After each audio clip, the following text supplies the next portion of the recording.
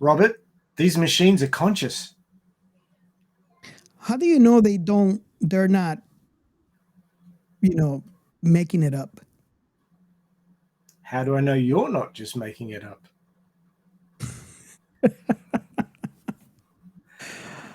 Somewhat Oh, misquoted, but there you go. yes, yes, Hey, E sorry. for effort, right? I have way too many screens open right now. Uh, Robert, your line was, how do they know? How do you know they're not just simulating it? Get it right. Well, yeah, yeah, yeah. Eh, you know, let's go. Take two. Okay, Robert, the machines are conscious. How do you know that they are simulating it? How do I know you're not just simulating it? You hypocrite. Oh God, this show, I yeah, I'm speechless. This first episode is just packed with so much information. Um, just Asimov everywhere. All over the place. As I'm off for days. Asimov So for days, we and spoke that's we just the spoke first this episode. before. We spoke this before. You believe in the three rules? The three laws? Three laws are good Well, yeah. until they're not. Ah. So before we go into this episode, uh, this is going to be one of those that I fear. I hope that you guys enjoy the conversation because this is going to be one of those. Um, so before we go into the show, let's kick it off with our segments. Define science fiction remnant. And for Define Science Fiction Remnant, you know the drill. If you have heard our show and you have some sci-fi fans, they love what we, they love what we do love, and they have not heard our show. How would you define us to them? You can tweet at us, let us know how you would define how do you describe them, describe us to them, or you can call us. Our number is 1-305-563-6334. The number is 305-563-6334. Call now. Yes, please do. And not necessarily, it doesn't have to be defined. If you want to call us, you have a message for the show. You have a message for any of the hosts. You have a comment about the show, comment about an You episode, can just anything you call want and to say, bring "Hey, up. mom, I'm on the radio." Hey, there you go. And we'll make it a conversation. Um, So for this episode, I have to bring up a couple of comments that were sent out to us. The first one is from Latin Jukebox, and this is what he said on Twitter. And let's go ahead and talk about this and see what does this comment means to you. He says, "This is a great chance to talk about your experience with sci-fi and your show." I take this two ways, right? Um, which is something that we embrace here. Our goal, basically, my dream has always been, and I think this would be also, uh, I speak for Ray and Gio when I say this.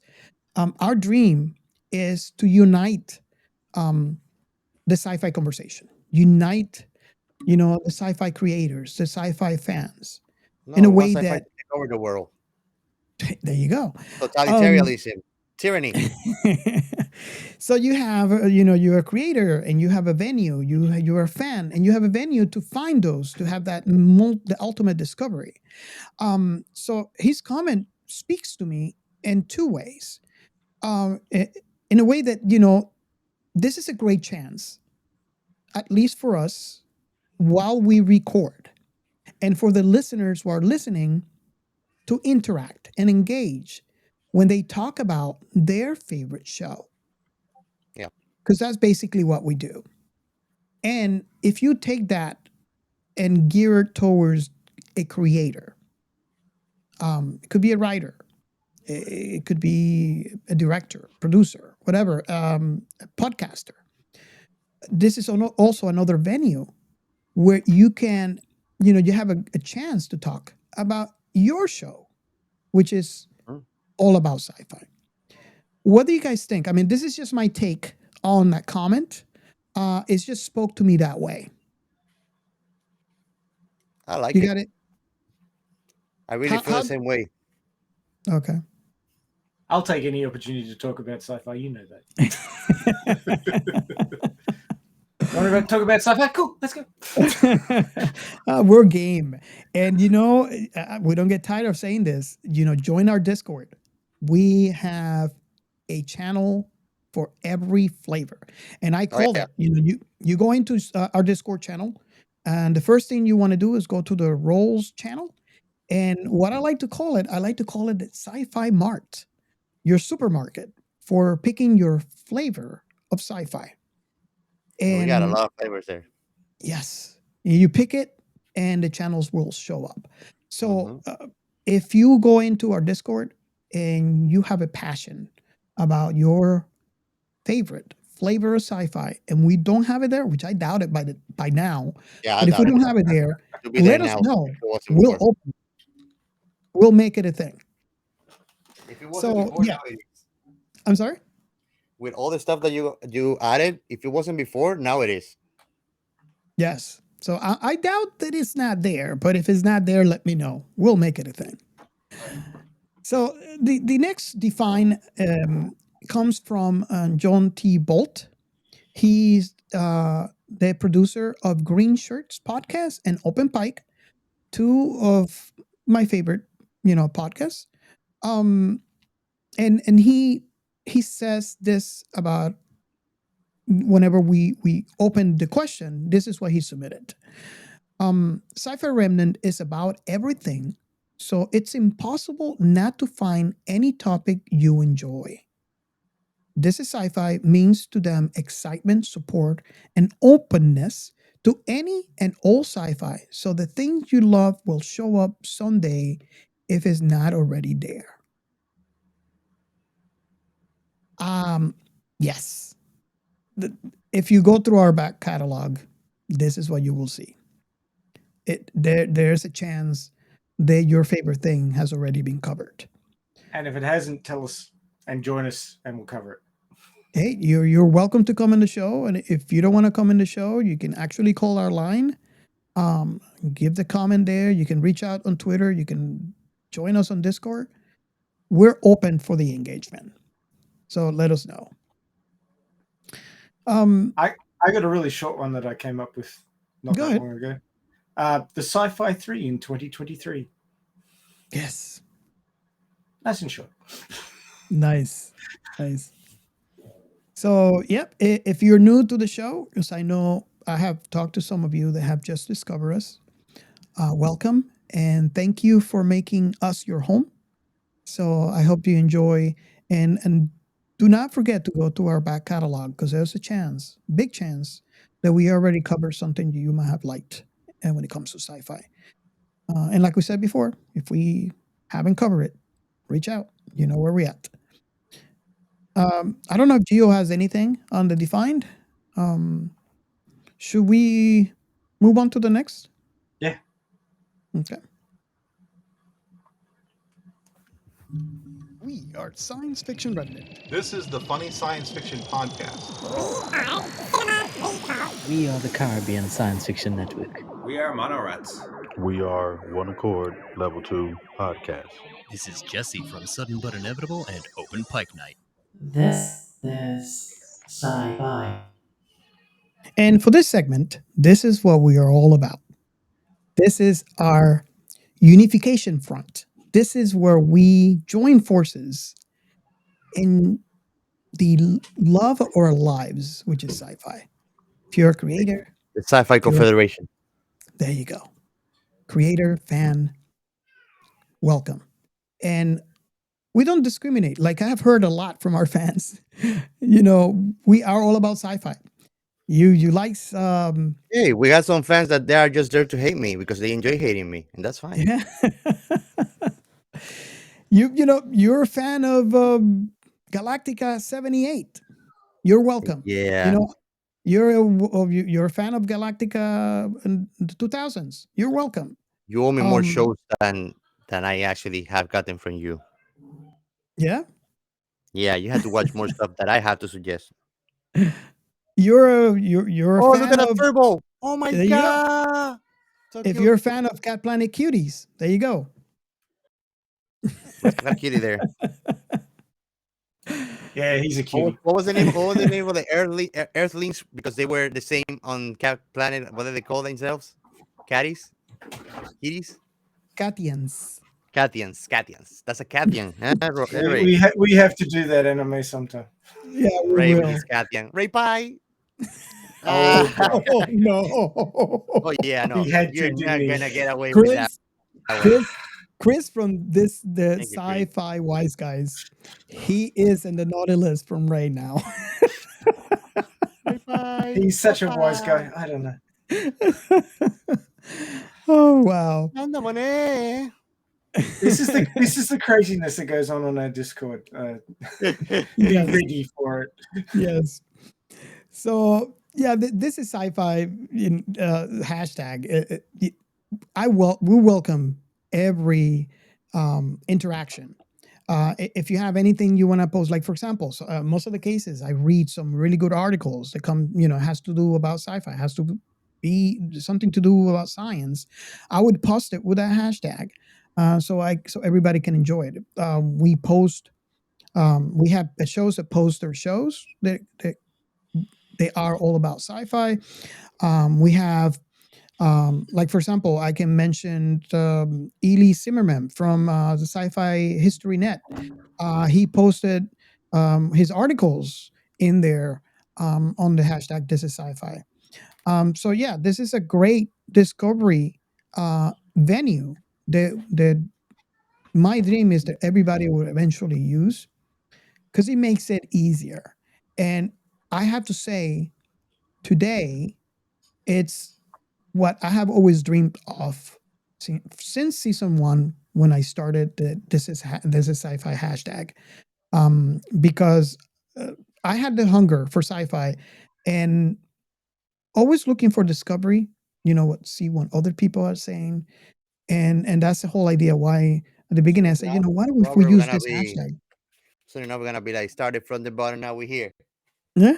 So the hashtag has right now is at the point where I use it whenever I want to find something. So I hope that you guys enjoy it as much as I do as well, and you share, interact, and follow the hashtag. I want to bring out Film Rage, for example. He posted, "I am so happy you are dedicated your life to sci-fi. Rage on hashtag." Yeah, that is the whole idea behind the hashtag. I don't know if it was by choice. Sort of fell into it like a black hole. No, man, it was like the force. The duty just called. It was a calling of life, Oh, right, yeah. Fair enough, Sarah. So you guys. So you were called to this Geo. I just tripped and fell. Yeah. In Geo's case, it was a black hole. I opened it next to him, and he just fell. That's the only way that he could bring me here. I actually got to see this spaghetti fish. Spaghetti pie. Spaghettification. That would be the right term. Firsthand. So you saw when I grew and get longer, huh? Hey. This is rated R. Doesn't matter. Leave that for the NSFW. We're not really blood related, Robert. It's okay. Oh wow, nice. Whoa, Lieutenant Albuquerque, guys, come on. Don't you think I forgot about you, Ray Pie? Oh boy, they're gonna murder Chris. I'm sorry. Oh, so you guys have any experience? Like when Brandon call in Ray. Ray. Yeah, that has a ring to it. I have to admit. Wow, I think it's I made dressing for that, so it can look good. Go on, man. I'm gonna start interrupting you. Hey, aren't we recording a podcast here? Come on, get back on the rails at least a This is little. the stuff that people come for. What have been your experience with the hashtag since we recorded last, basically? Because we had a small hiatus. This is our first time back. Gio, do you recall anything, or Ray? I mean, we can move on to the next segment. I just want to make sure that. I mean, my experience, just like always, is that hashtag is like a gateway to a community to me. You know, when I want to Yeah. find community that is all about sci-fi and they are not looking at differences, but actually things that they like in common and stuff like that, that's where I go. You know, and on the Mhm. holidays too, like everybody also got to congratulate for the holidays, New Year's Eve, Christmas, whatever they celebrate through this hashtag too. So it was Yeah. something nice to see that there's a sense of community into this Yes. sci-fi hashtag. That's one of the things I like the most about it. Awesome. Okay. So if Ray doesn't have anything, we can move on to the next segment. I'm good. I thought you had it all, No, Ray. no. You don't have anything? Well, and for this, first of all, and remember everybody that we are part of the Blind Knowledge Network. Please go and check them out. They have a great array of content creators, ranging from podcasts, filmmakers, TV shows, Twitch channels, actors, actresses. So go and check them out. Go and check blindknowledge.com. And I'm sure that you're going to find something that you can enjoy there. It's an honor to be part of them. Now, moving to our list of audience and people that we have to shout out. Actually, we're going to have to mention Ensign, and his Twitter handle is Guy Lonely with a zero instead of O. But it's just like that. Guy Lonely. And also Gorillie, the real Gorillie is the handle. And Robert, remind me if there's any specific for someone, because you were telling me that we were having a fun conversation with somebody about the Yes. worst captain of Star Trek. Ensign Rick, Ensign Rick. like I said in the conversation, my people, I have had conversations about Captain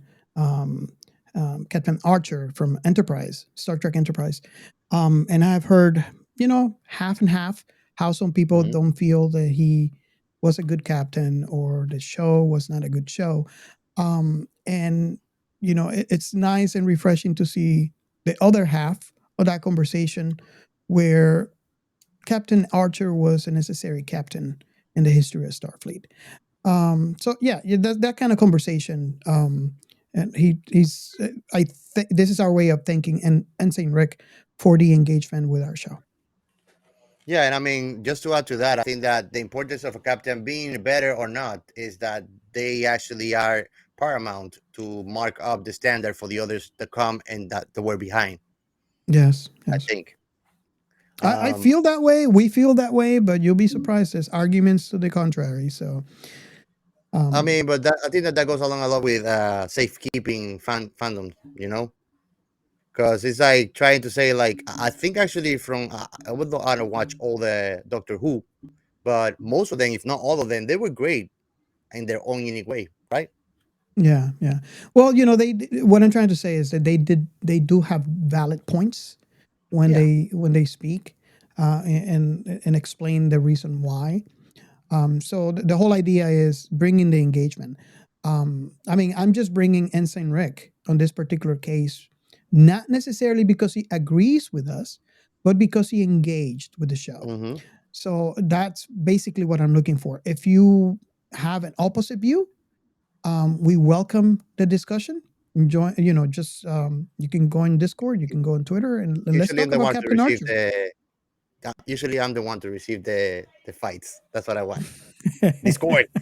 Well, because moving on, Latin Jukebox and his or their Twitter handle is Rocalola del Rocola Rolo. del Rolo. Rocola del Rolo. Oh my Try god, saying that man. 5 times fast. That's actually, I like that. That's kind of That's cool. sticky, I that like name. that. It's in Spanish, by Rocola the way. del But Rocola del Rolo. Oh my god. Órale, chaval. Nice.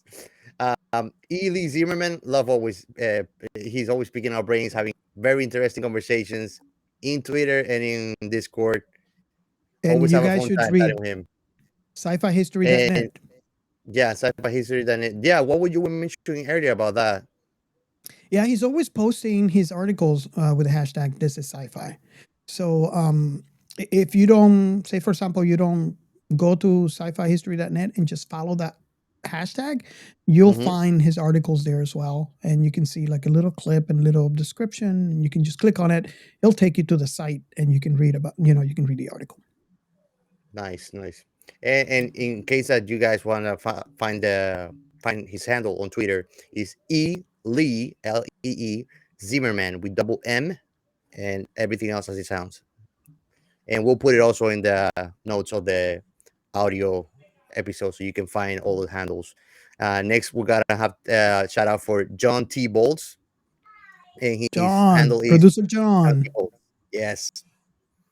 He's the producer for two of our favorite shows, Green Shirt Podcast and Open Pike. Open Pike, yeah. I'm loving the Discord channel. It's fun. Always Yes. active, always having all sorts of fun conversations. If I don't know what to do, I usually that's my place to go to have fun and like to have an interesting conversation, you know. Awesome. And moving on, well, we had Green Shirt Podcast.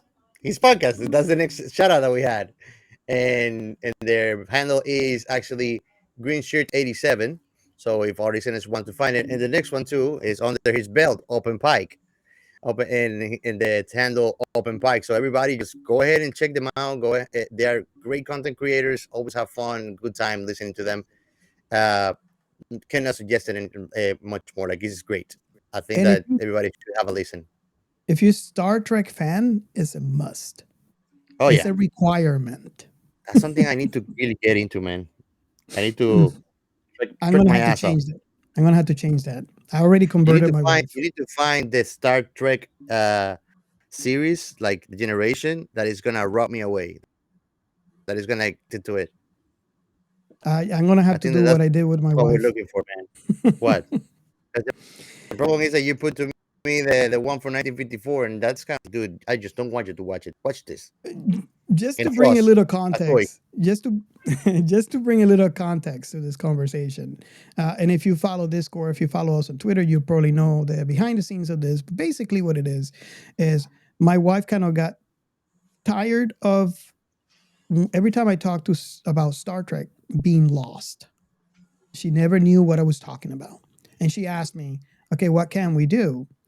I have already done a rewatch of everything Trek. Obviously, the newer shows have not been in there before, so it's been like I want to say about 4 times that I've seen it.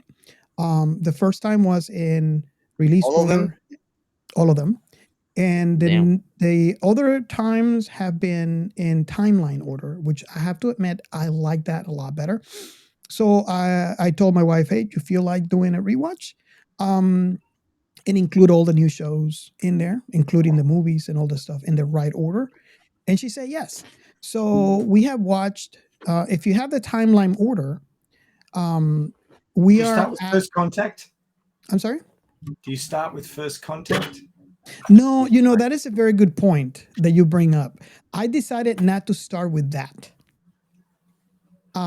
because I want her to go back and make a reference. Back to what? Because, well, Gio doesn't understand, but hey, we're gonna convert you. So this is exactly why my wife wanted to do this, because we're talking about this and Gio is completely lost. This is the problem with all this time travel shenanigans. Exactly. He screws up the timeline order to watch it. It's in lost and not in space. So It's in if you got time. the order, then you know where I'm at when I said that we're watching the Star Trek animated series right now. That's where we're at. That's the lower decks. No. He's talking about the original Star Trek. 1973. Yeah. So, and my surprise is Scooby-Doo in space.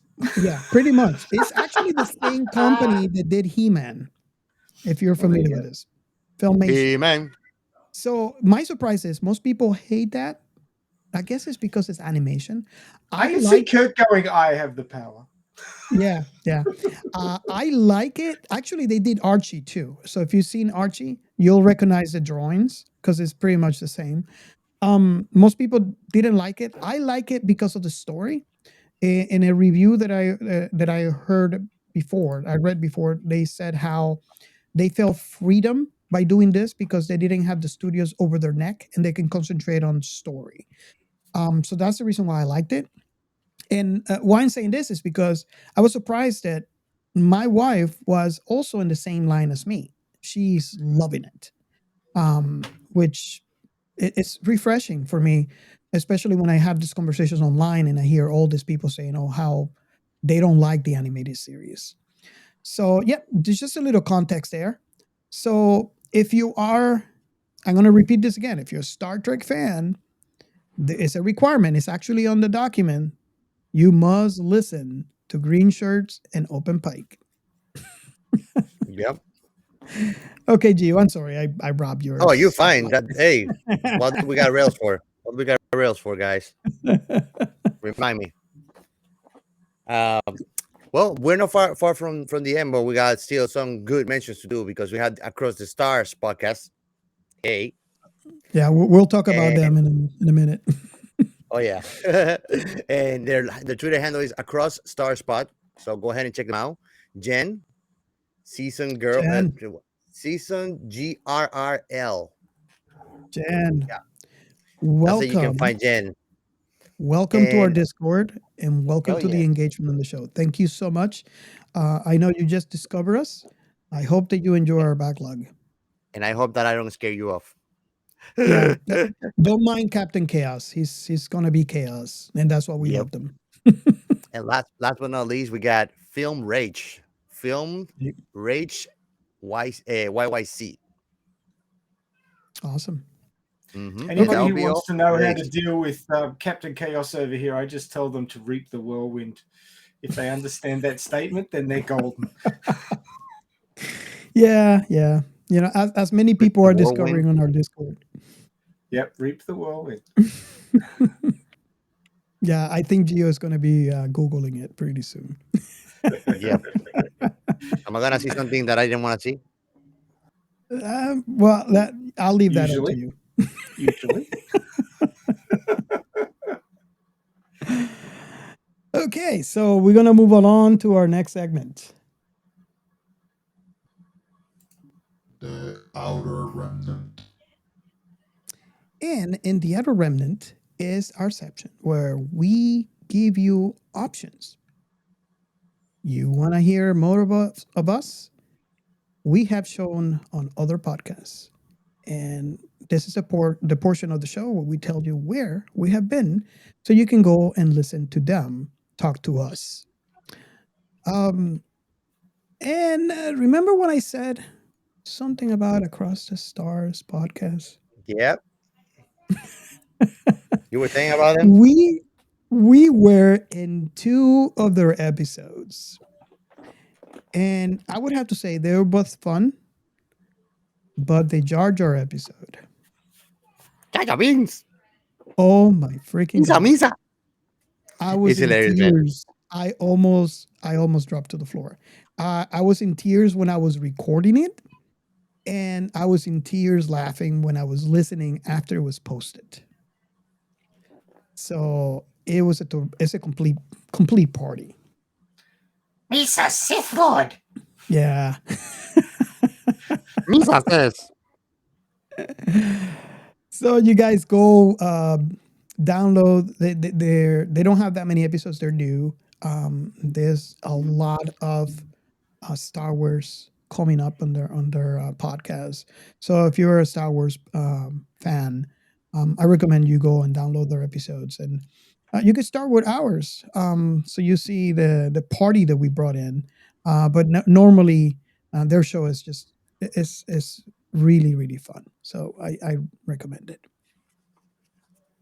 Must watch. Must listen. So, Gio, where has Captain Chaos been? Well, Captain Chaos actually was honored to be in the Jacked Up reviews, and I actually have fun. that episode because it's something I don't get to talk to many people about because it's very rare or niche as Mm-hmm. music. It's called Massive Attack, the Oh, band, okay. and it was quite interesting talk. We talk about the format that they use for music, their background, some of the more stellar works that they have done throughout the years. I was just talking with Ray on the pre-show now about them too. Like Ray also knows them, uh, and I mean, it was very fun time, and was fun to talk about something different too. I mean, most people when they do shows, what they do is sports, so I don't get to like really jump in there because I don't know anything. When I'm watching football, like those guys, oh, they have two balls and they're chasing one. Oh God. But I mean, I told him like I hope that I am back again. It was fun talking. I mean, it's nice to talk about some other random things that you like, and Yeah. learn some things because we have each other things that we didn't know of them. Yeah. Yeah. And Ray, we're just wondering, where have you been? I don't think that Ray Where knows have I this. been? Yeah, everybody knows where else I've been. We should put already on the Trello. Just leave it like that. Like just Yeah, repeat it for the whole year. yeah, pretty Hey, much. Yeah. can we, and Ray, I'm going to ask you this.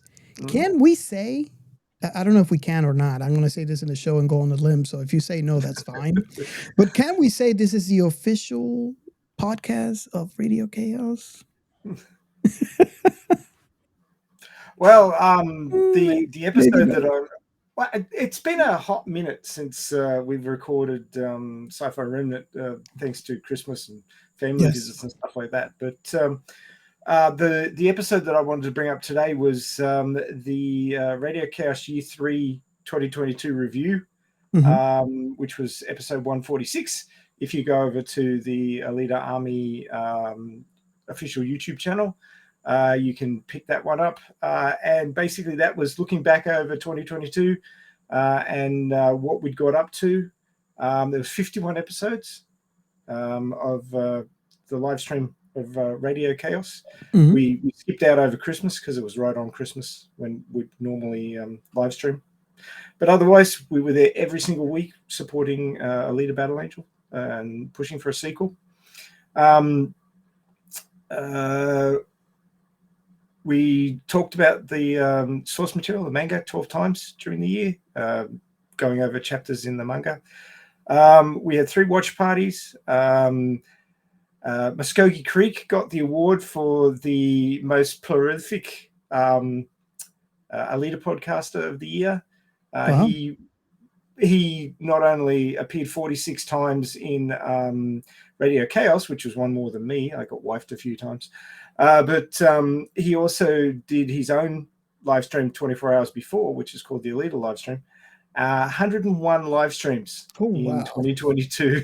Nice. Prolific. And he puts out 3 Alita videos a week as well. Yeah, I seen those. They're really, really cool. I invite people to go watch it. But yeah, I don't know where he gets the time. The guy's a juggernaut. I don't think he sleeps.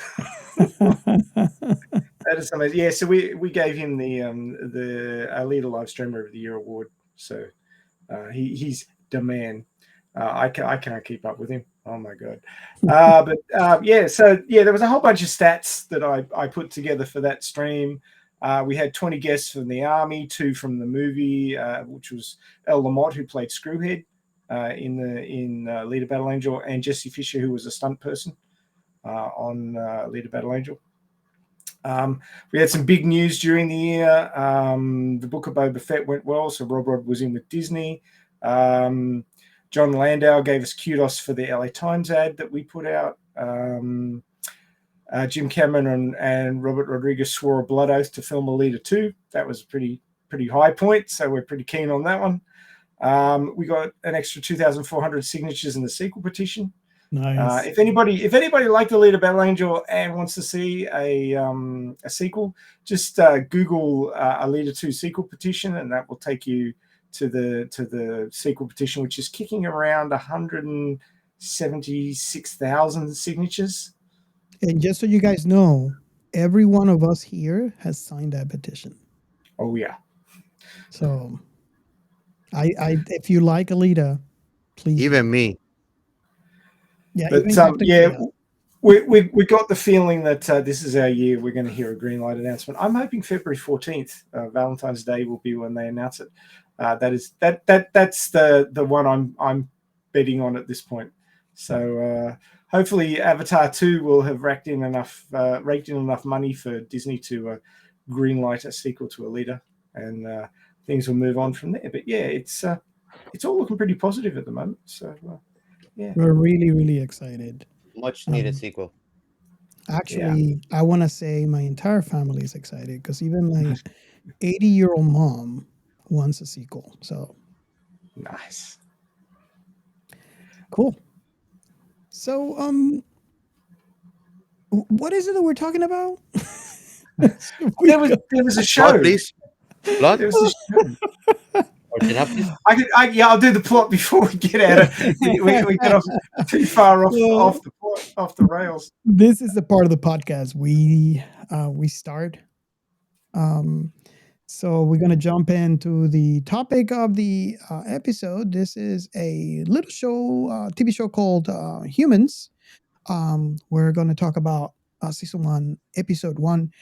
You can find this currently in the US in Amazon Prime. Not sure if this is a standard, everywhere. It is on Prime in Australia as well. So it's a Prime in Australia. Okay. Yeah, inclusive. And just like you heard us say before, there's awesome of all over, this show. So yeah. Let's see what's going to happen. So Ray, you have the plot. I have the plot. So this was series 1, episode 1 of Humans, which was original air date was the 14th of June 2015. So it's already 7 years old. My God, I can't keep up. The years just keep. Yeah. Anyway,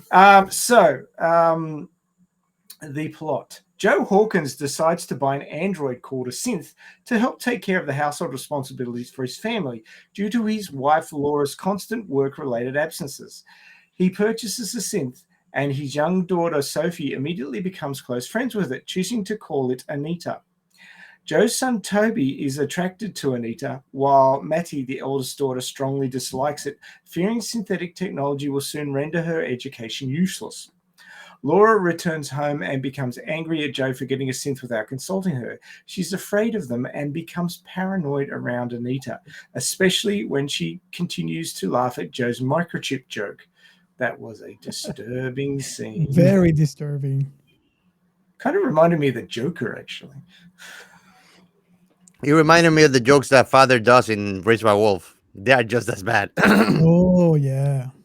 Now, I have to apologize. They've got the order of some of this wrong in this plot summary, so I'll just mention that at the end. But at night, Laura finds Anita watching Sophie sleeping. She finds this disconcerting and firmly tells Anita that is her job, as in Laura's job, not Anita's job. Anita then goes outside and admires the stars until Laura tells her to go back inside. She becomes suspicious about the android's query about the moon, as well as her accidentally scalding her arm. Later, Anita watches Sophie sleeping again and is seen carrying the little girl out of the house and kissing her head as she walks into the night. Now, that is the final scene of episode 1, which is setting up for the sort of big drama in episode 2. A flashback shows the Synth hiding out in the forest with Leo, Max, and several other characters. Everyone other than Leo and Max are captured and taken to London. One of their contacts in London, a Synth, is taken in by Hobb for investigation. Leo tracks down one of the Synths, a female Synth named Niska, now forced to work as a prostitute in a brothel. Leo advises her that he is planning to rescue her and the other Synths that were captured. This inspires Niska to plan an escape from the brothel. Of course, Niska's hiding the fact that she's sentient, so she's just pretending to be a doll. It's a little bit disturbing. Yeah. Meanwhile, George's Synth Odie malfunctions. So basically, this show's following a number of storylines, which I'm presuming will combine in the end. But George is an old guy who, with his wife, they've had well, he's had Odie, quite an old version synth for 5 years. And that's considered a long time for synths to be kept around. Normally they get recycled before that. But George treats Odie as a son. So he doesn't want to get rid of him. So we get to know George and Odie, but we realize that Odie's not quite all there. But Odie malfunctions in the supermarket and injures a woman. Detective Sergeant Drummond comes to investigate and orders George to recycle Odie as he has expired and is glitching. George is shown in his home talking to Odie, who recalls memories that George has been unable to since his stroke. He does not recycle him even when a new synth called Vera arrives to take care of him. George dislikes Vera and resents her controlling nature. Now, I think that might actually be part of episode 2 because I haven't seen that. I do know that his caseworker brought a new synth in Vera and tried to get him to swap them over, but he wouldn't.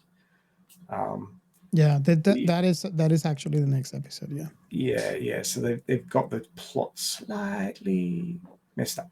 Anyway. But yeah, the final scene is the Anita synth, which is her current name, although that's not her actual true name, walking off into the night with the youngest daughter, who she's taken a shine to. Poor little Sophie. They made a mistake getting this, Robert. So yeah. What do you say, Robert? I feel that Laura was right within her rights to be concerned about Anita. Yes. Yeah. And I remember when I've watched this for the first time, I was like, "Ooh, that's not good." Anybody will go mad out over that, like crazy. Like, what happened? You know? Especially they will be like Robot paranoia, like Will Smith on iRobot. Yeah, and especially how the background music, it's this dark every time that Anita shows up on screen. So it doesn't help the image to think that something is not quite right, and this might be dangerous. This is smartly done foreshadowing, doing that. Yeah. Every time that you see her, it actually is writing in your mind, kind of like bad feeling. Now, I'm gonna have to warn the audience that we might end up talking about other episodes. I'm going to try not to because Ray has not watched it. So just in case that happens, I'm going to try to be careful. Just kind of be warned.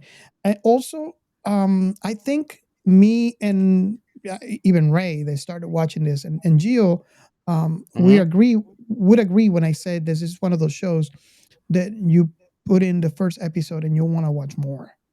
Yeah, definitely. I can attest for that. Ray, I don't think you watched more because you didn't have time, right? Is that correct? Oh, I could have watched more. I was tempted to watch more, but as is always the case when we do one episode of a series, we tend to talk about the whole series anyway. So I thought, just for change, I would. Why if you have the feeling to do something, you don't follow that hunger and feed it? Watch another episode next time. No, well, I will watch more. But I'm sure he'll watch it. I mean, but we should be doing this, especially for this series. I hurt to hear his self-restraint. Like I hurt. Well, I kind of feel where he's coming from because this episode, if you get to watch it, you'll agree with us in saying that this episode is filled with a lot of context, like philosophical questions, which is not your typical, this is actually deep. This is a real deep show. So yeah, you want to control, if we watch more than one episode, I can guarantee this episode will end up being like 4 hours. And there are not many shows that can actually do on the first episode throw so much information at you. Like there are not many. It's deep out of the gate. Yeah. And I love that about this show is like Ray said, is deep right out of the gate. Yep. The first episode, they just unload everything. And it continues. I mean, this thing you think is loaded now. Continue watching. Is it roller coaster? That only goes up. I wouldn't say a roller coaster. It's just like watching the forex trading stocks going up and down. No, this goes up. It's just from here, it just goes up, and you're like, okay, this is the climax. No, the next episode And then shows you you. sink and then go up. Well, I don't think this show ever synced. Not for me. It's just I mean, come on. it's There are parts where it gets dark too. yeah, it gets dark. This episode was dark.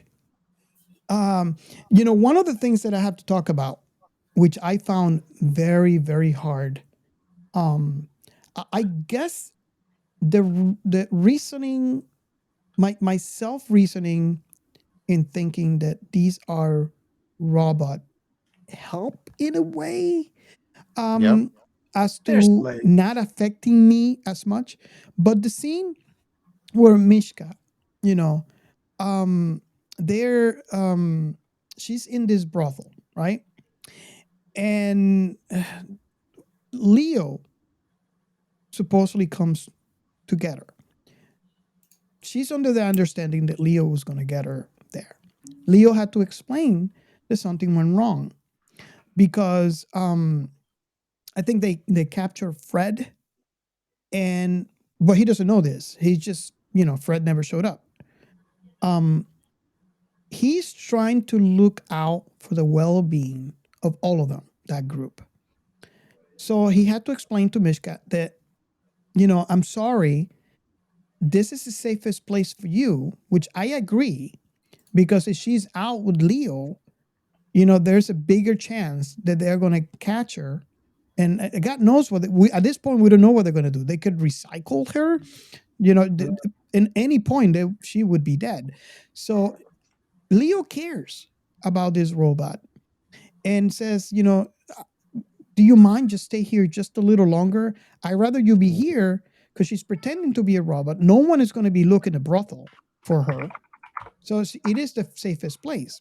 And then she continues and says to Mishka, have you turned off your, what was the chip that he mentions? The emotional chip? I forgot the actual wording, but it's the chip that controls the emotion.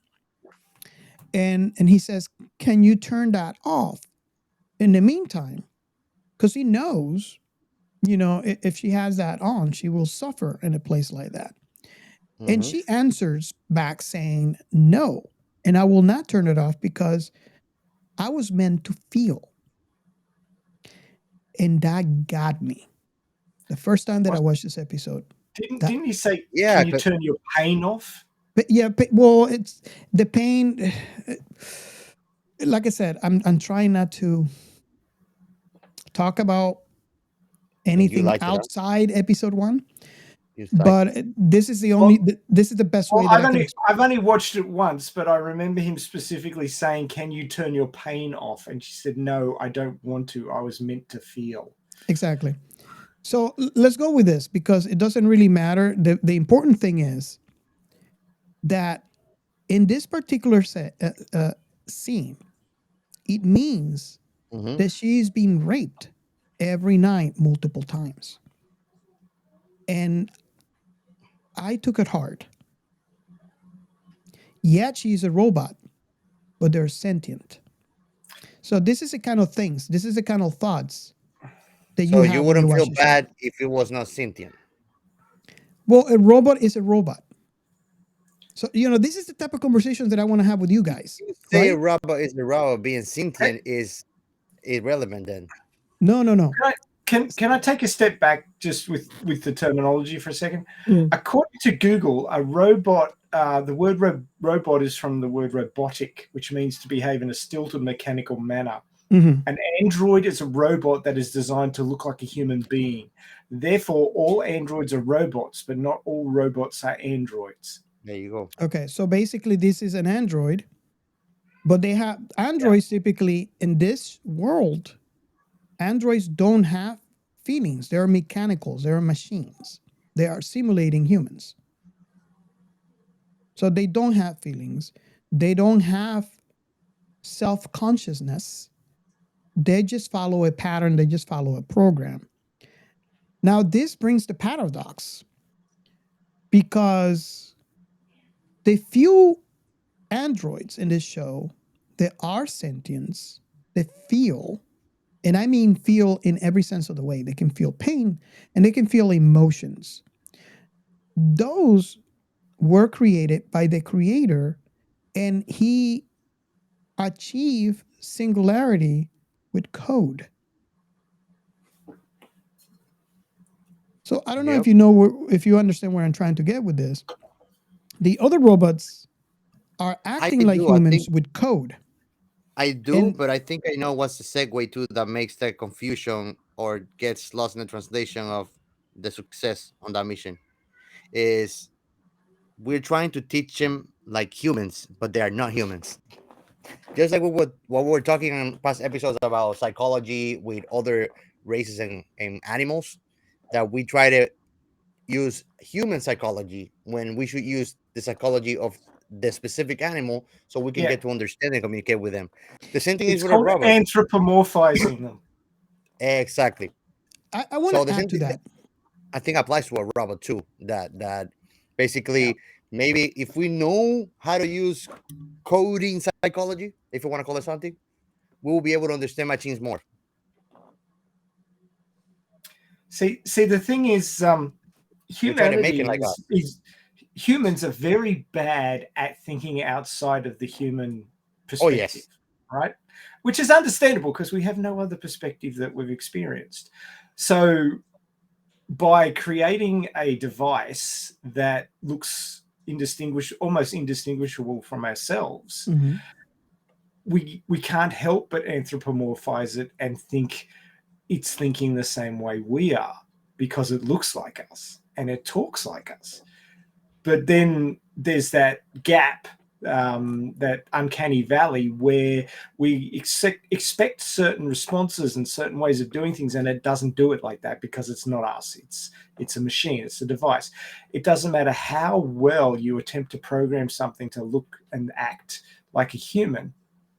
If it's meant to function any way differently than a human and not realize that it's not a human, it will seem wrong. There will be something wrong with it. It won't feel like a human because it's not acting exactly like a human. If you went up to one of these androids and waved a chunk of pipe at it, it would probably just stand there and look at you because it doesn't feel threatened, because it doesn't have that fear response, unless it's been programmed into it somehow, as part of the singularity. So it's not going to, do that unless it's programmed to do it, unless Yeah. it's simulating being human down to the point where it's reacting the same way as a human would. And you get that gap of this thing looks like a person, but it's not acting like a person. So there's sort of a gap there. Now, with that whole thing of the sex robot, basically sex android thing, and the fact that Nishka's been forced into that role and she's pretending to be just a normal synth when she's not, and she's having to deal with the overflow of that. The way we're looking at it is, a human body which is biological and is indistinguishable from the brain because it's all one thing that's grown up from an embryo, a fetus, and everything, and it's been it the whole time. This sentient machine has been built. Does it feel the same way about its body? Or is it just a case of, well, this is just the shell I'm inhabiting now. I could inhabit any other shell. I'm not concerned about what happens to that. There's a whole bunch of different things about it not being a person. It is something different. It should still have rights and things like that because it's sentient, and it certainly doesn't, at least in the first episode. No, it doesn't. But would it be reacting the same way? Now, would it be feeling violated, or is it just like, oh, these humans are doing something to this mechanical part of the body that I'm inhabiting? Big whoop. now, let me add to that two things. First, it would be an answer to that question because you haven't seen this series, and I'll try not to spoil it for you.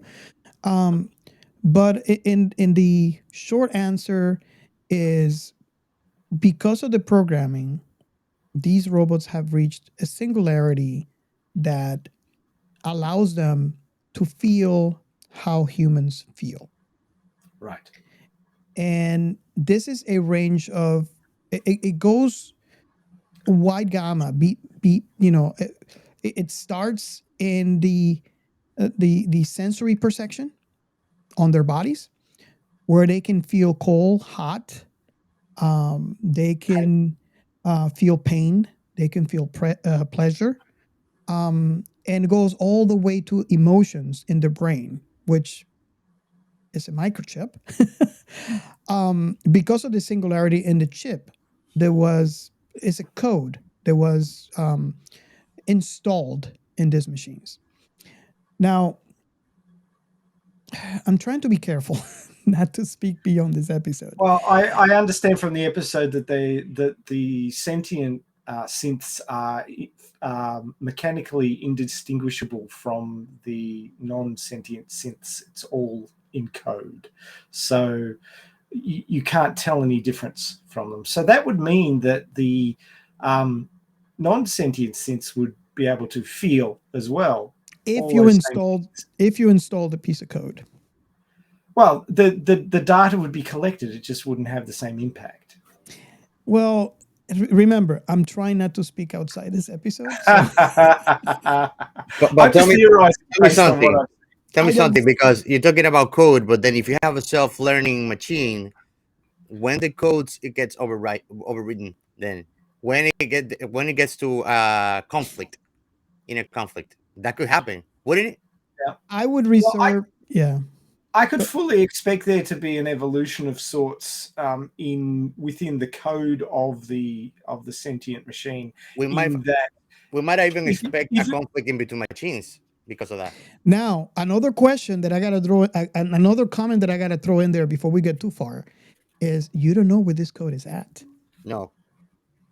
We're assuming these codes are inside the robots that we see as sentient, but is this the code that they use?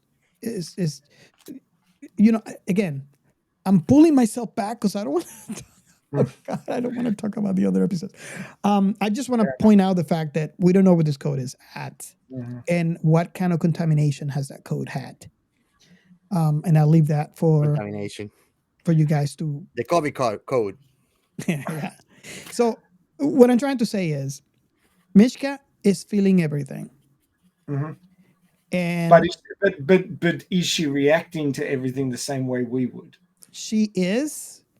But because of Leo tell her she needs to act like a plain synth, otherwise she'll be killed, she is pretending to be a real synth. Now, you probably questioning yourself. What about Anita?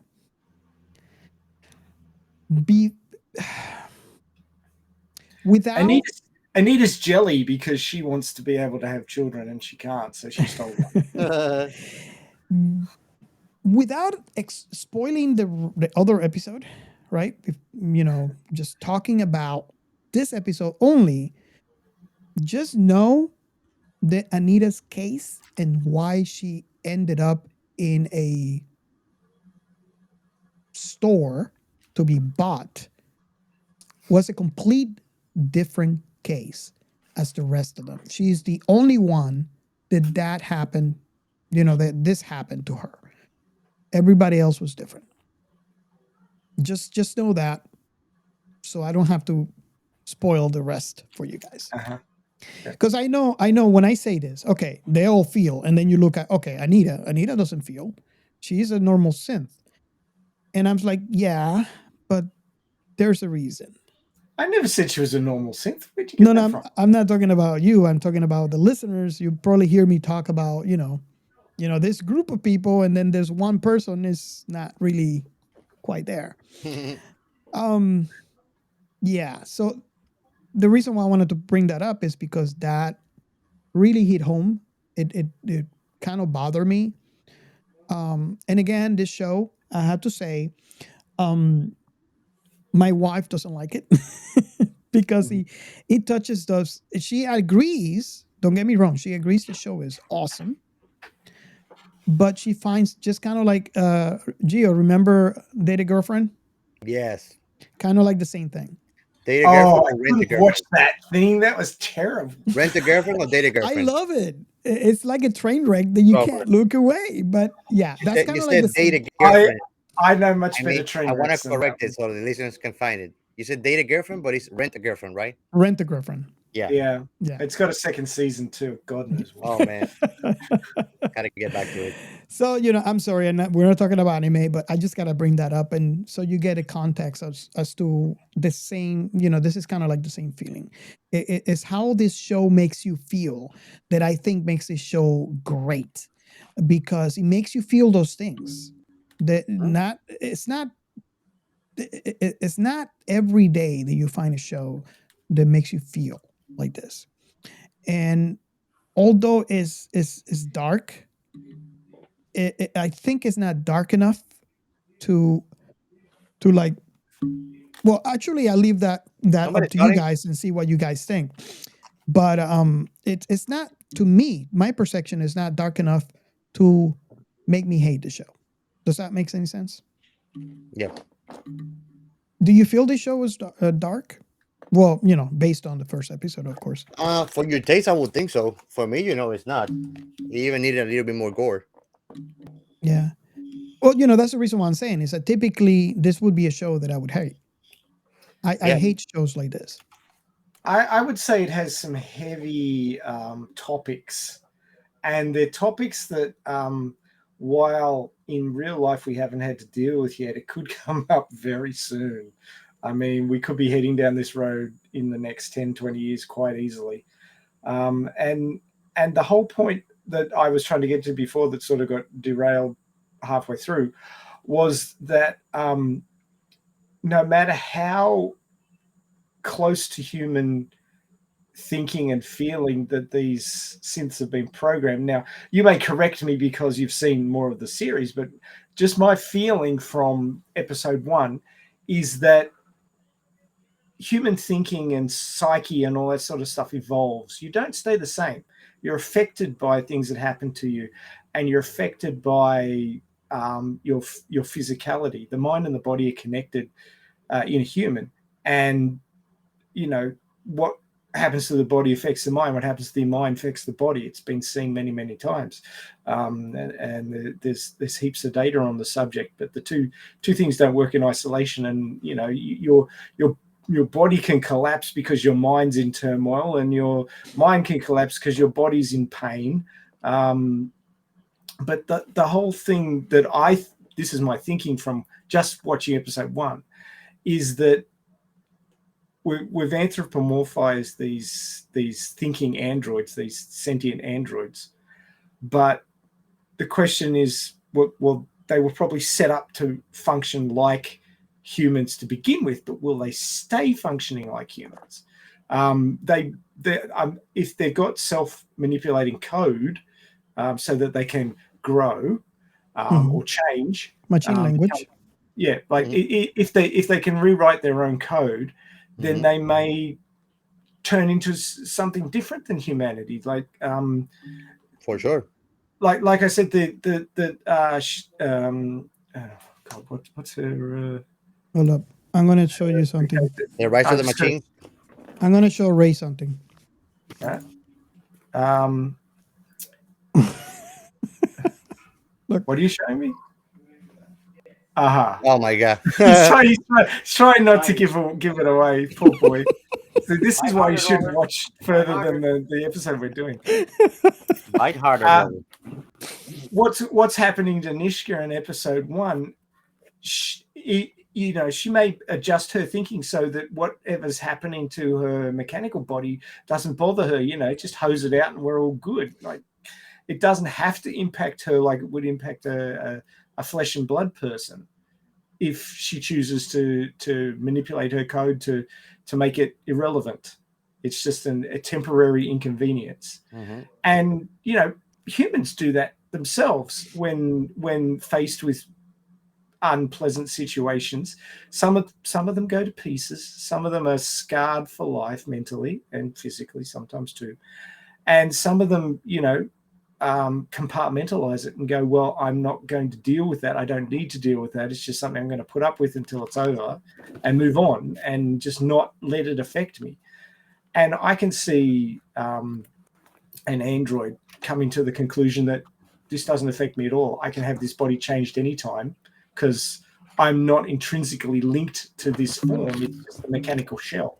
So what happens to this mechanical shell doesn't really bother me because I'm a piece of code that can move around.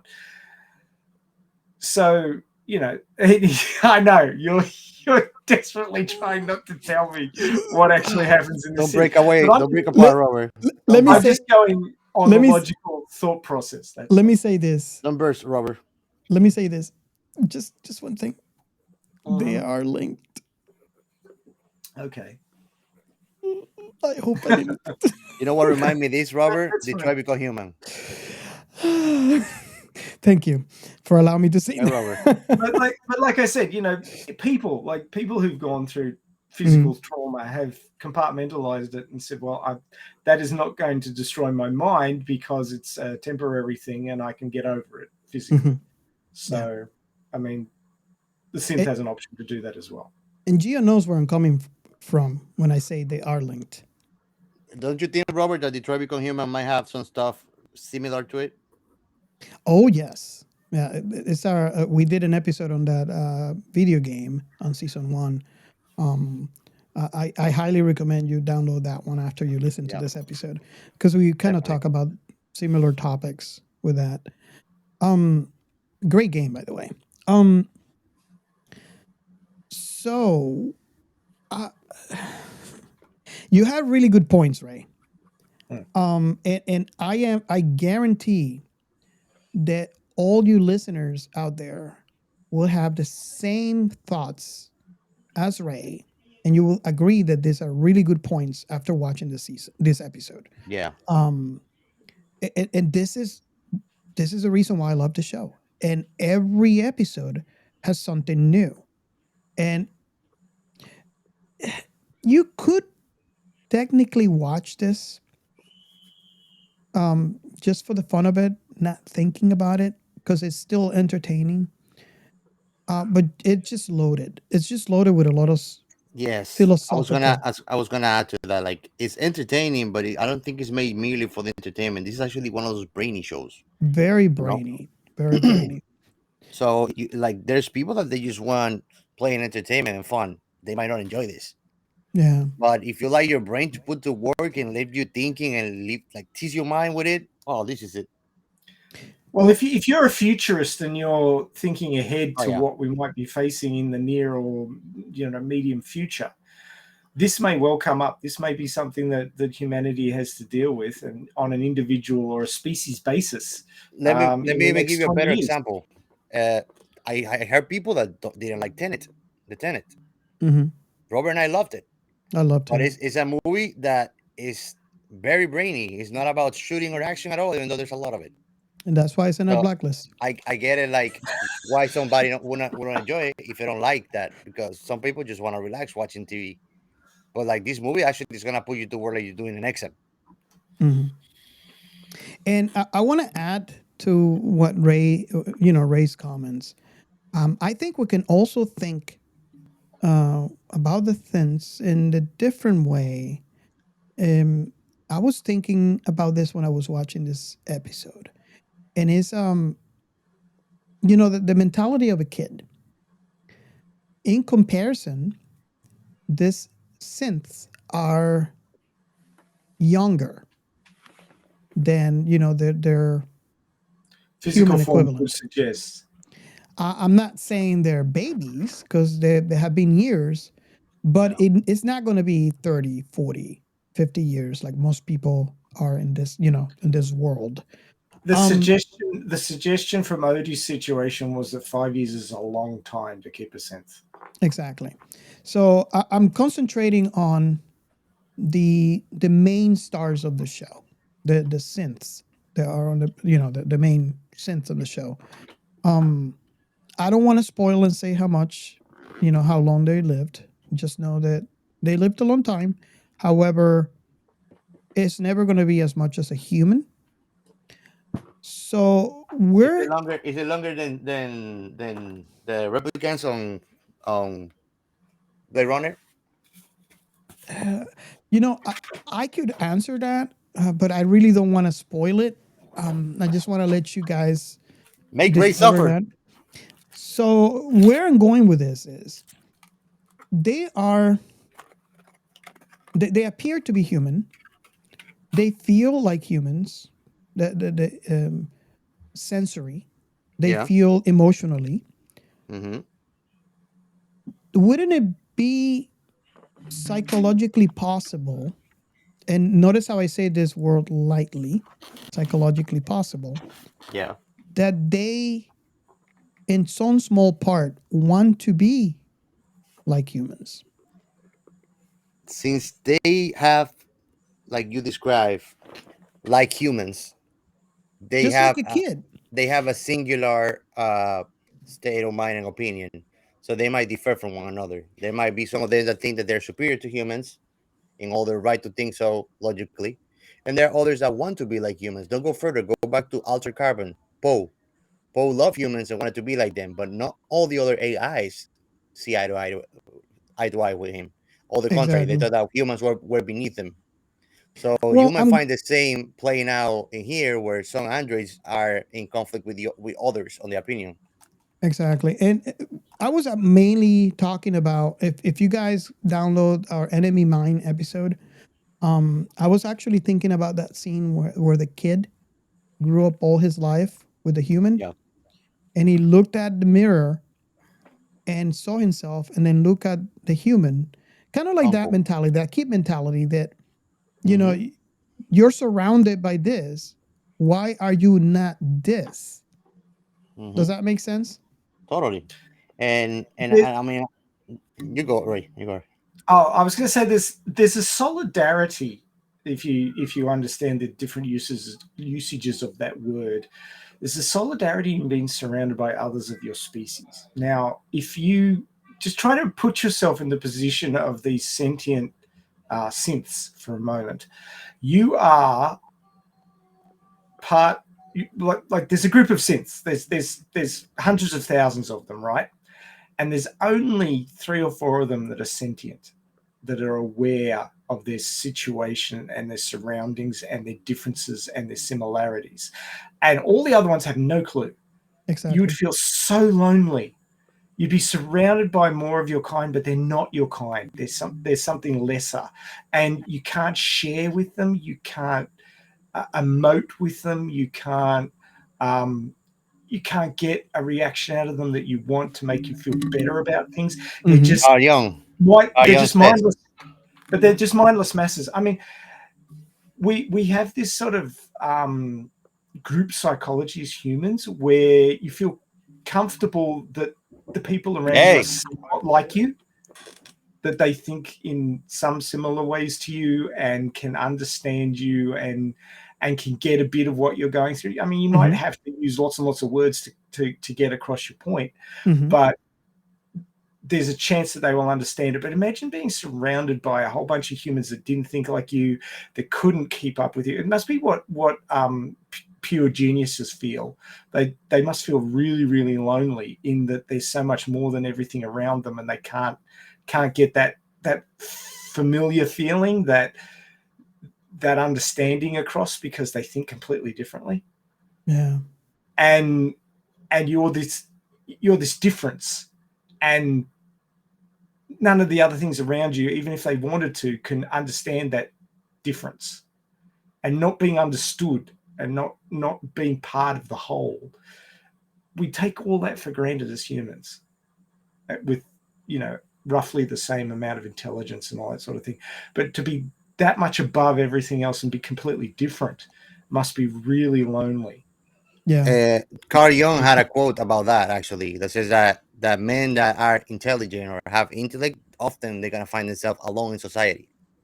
Mm.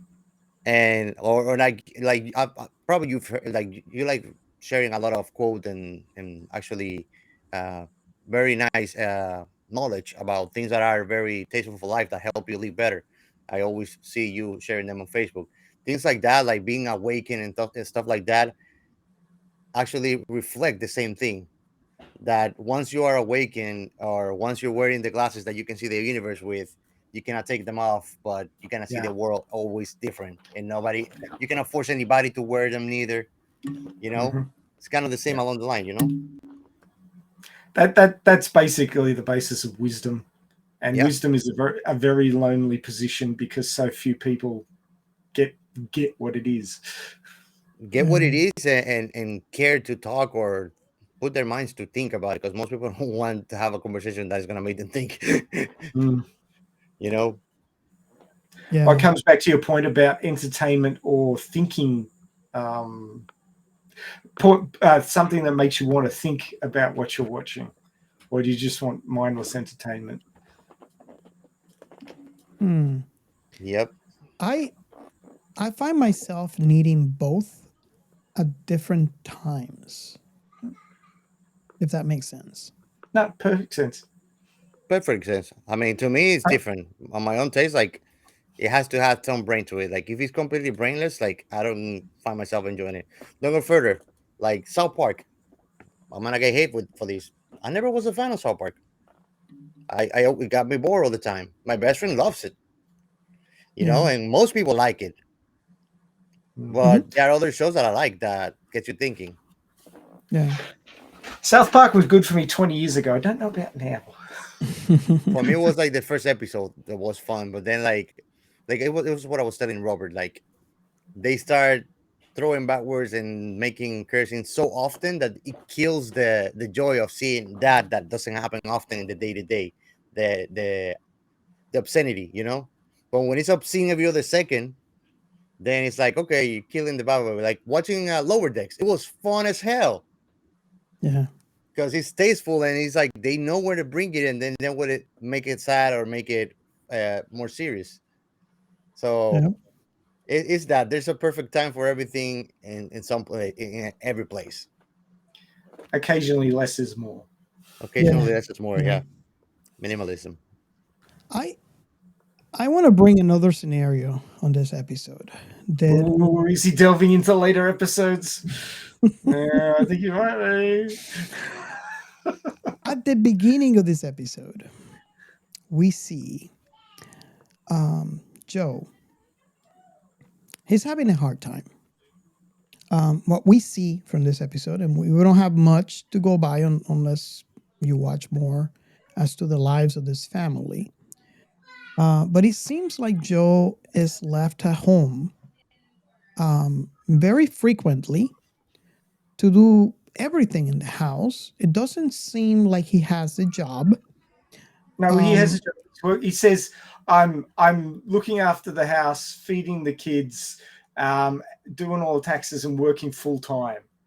Exactly. And I don't get to see you. This is what he says to his wife. And his wife says, what? So you replaced me? And he said, no, I didn't replace you.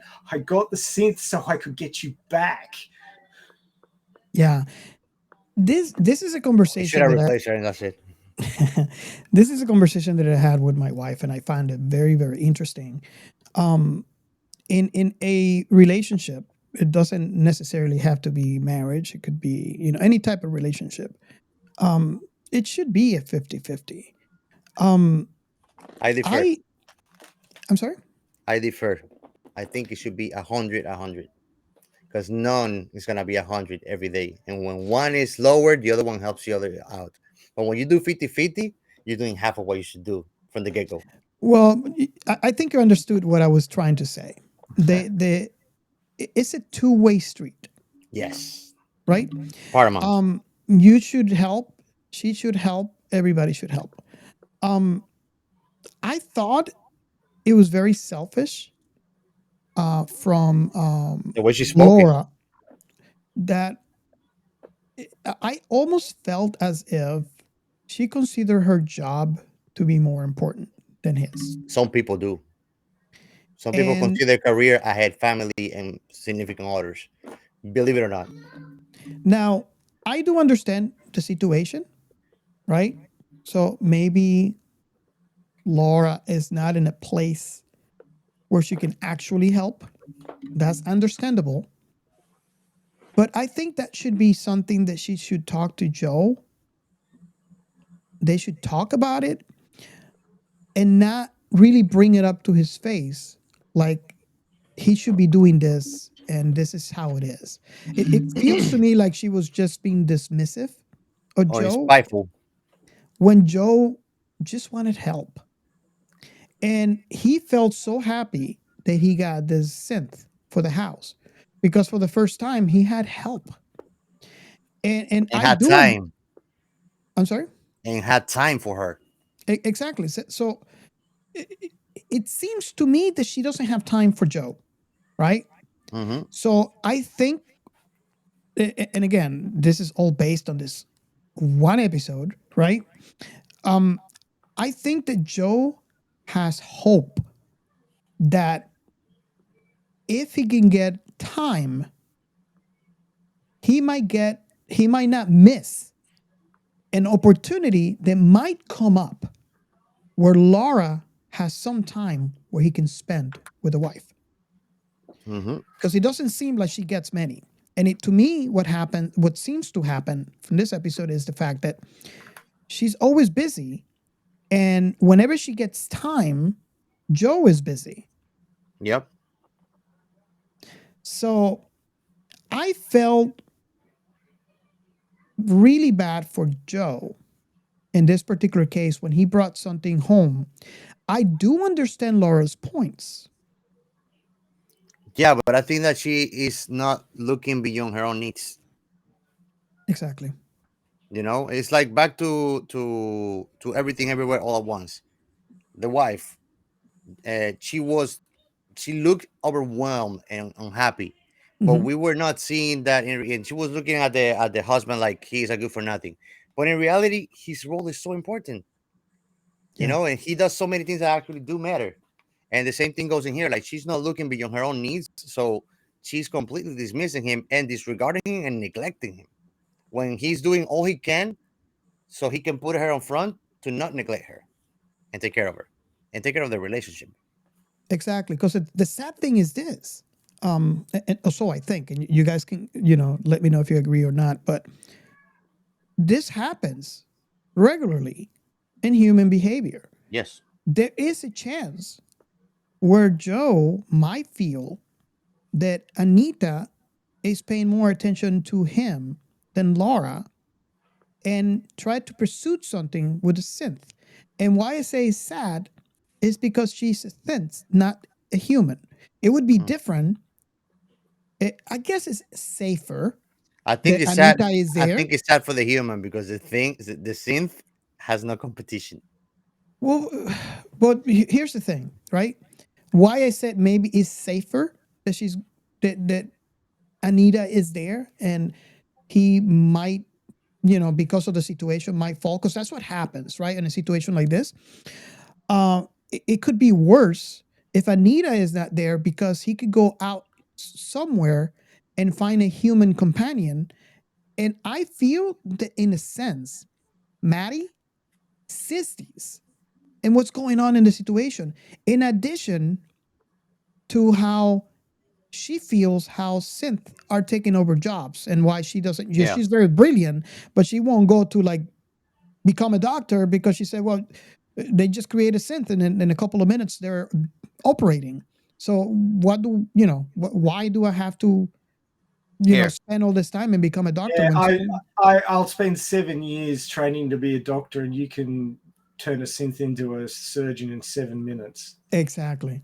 So I think in part we could see how Maddie can see this, what's going on in this family.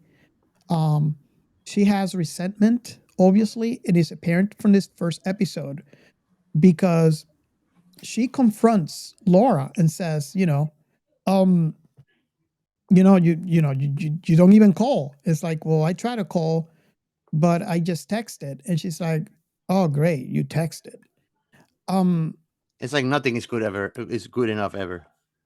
Because she's not there. Mm-hmm. And I think in a way, Maddie is seeing what's happening to this family.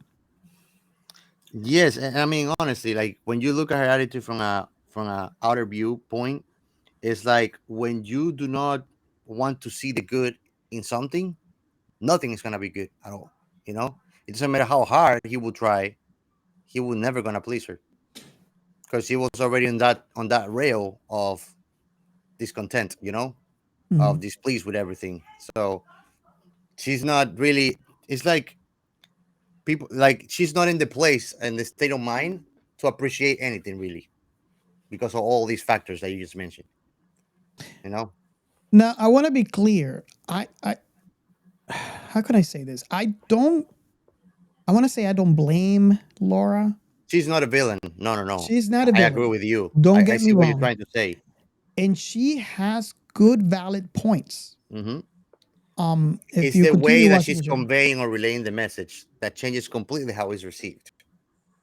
And we've spoken Exactly. about this before too, like the impact that the tone, the words, the choice of words I have can completely change a simple sentence and how you're gonna receive it. And same thing is with them, and more sensible because it's about their relationship, it's about their lives. Yes. Hmm. I think in this particular scenario, if she spends a little more time understanding the situation, we could have gotten a complete different result in here. Hmm. So this is the family where Anita falls into. Poor Anita. You know, Joe, you could see from the very beginning, the first few He was minutes of happy the about it. episode, he'll go and like, okay, kids, we're going shopping, because he just got fed up, and that leads me to believe that this situation that Joe is going through has been going on for a long time, Oh yeah. and It was like it was done. he's just that's it, it's It's done, over. and it's obvious because when he's at the store, you know his hesitation Hmm. on buying this robot. I mean, this is another, he's going to have to finance it, right? So there's a lot of things. Yeah, I was more like she's gonna bitch about this one too. Well, that that too. But if you look at his face, I don't think correct me if I'm wrong, and Ray specifically, because you only seen this episode, you haven't seen the other ones. But when his hesitation when he's at the store and the guy is telling him to sign or trying to convince him to sign and to buy the robot, I don't feel that his hesitation had anything to do with the wife. You don't think? Oh, I think it did. You I think it think think did? he it did did. because he knew she didn't like the idea that there was an offhand comment from her. We've discussed this before. Yes. Yeah. So he knew her position on getting one of these things. She didn't Or want jumping it. the gun. She doesn't like them. And it turns out that her concerns were valid, especially with Anita wandering off with the daughter. But I was just waiting for you guys to wind down so I could get a word in edgewise. But this is a complex family dynamic, and it's a dynamic in decline. How messed up is that? The one that you don't want to sympathize with because they're being rude is the one that was right. That's like you tie me up and throw me in the water. Well, life's like that. I mean, nobody's entirely wrong all the time, and nobody's entirely right all the time. You argue from your point of view in a relationship. That's If some you're arguing, that's some dharmic shit right there. No, but he's right. I mean, you always are doing things that seem right to you. You are never going to, well, I think you're never going to do anything that you feel is not right. You're going to, Trust me. I don't know, me Ray, but correct you on that one. well, I like to be counterintuitive. even villains are doing, if you're killing or murdering or whatever, it's because, something in your brain telling you that's the right thing to do for you. You Hey, can there are do bad the wrong people. thing because it's easier, and then justify it after the fact.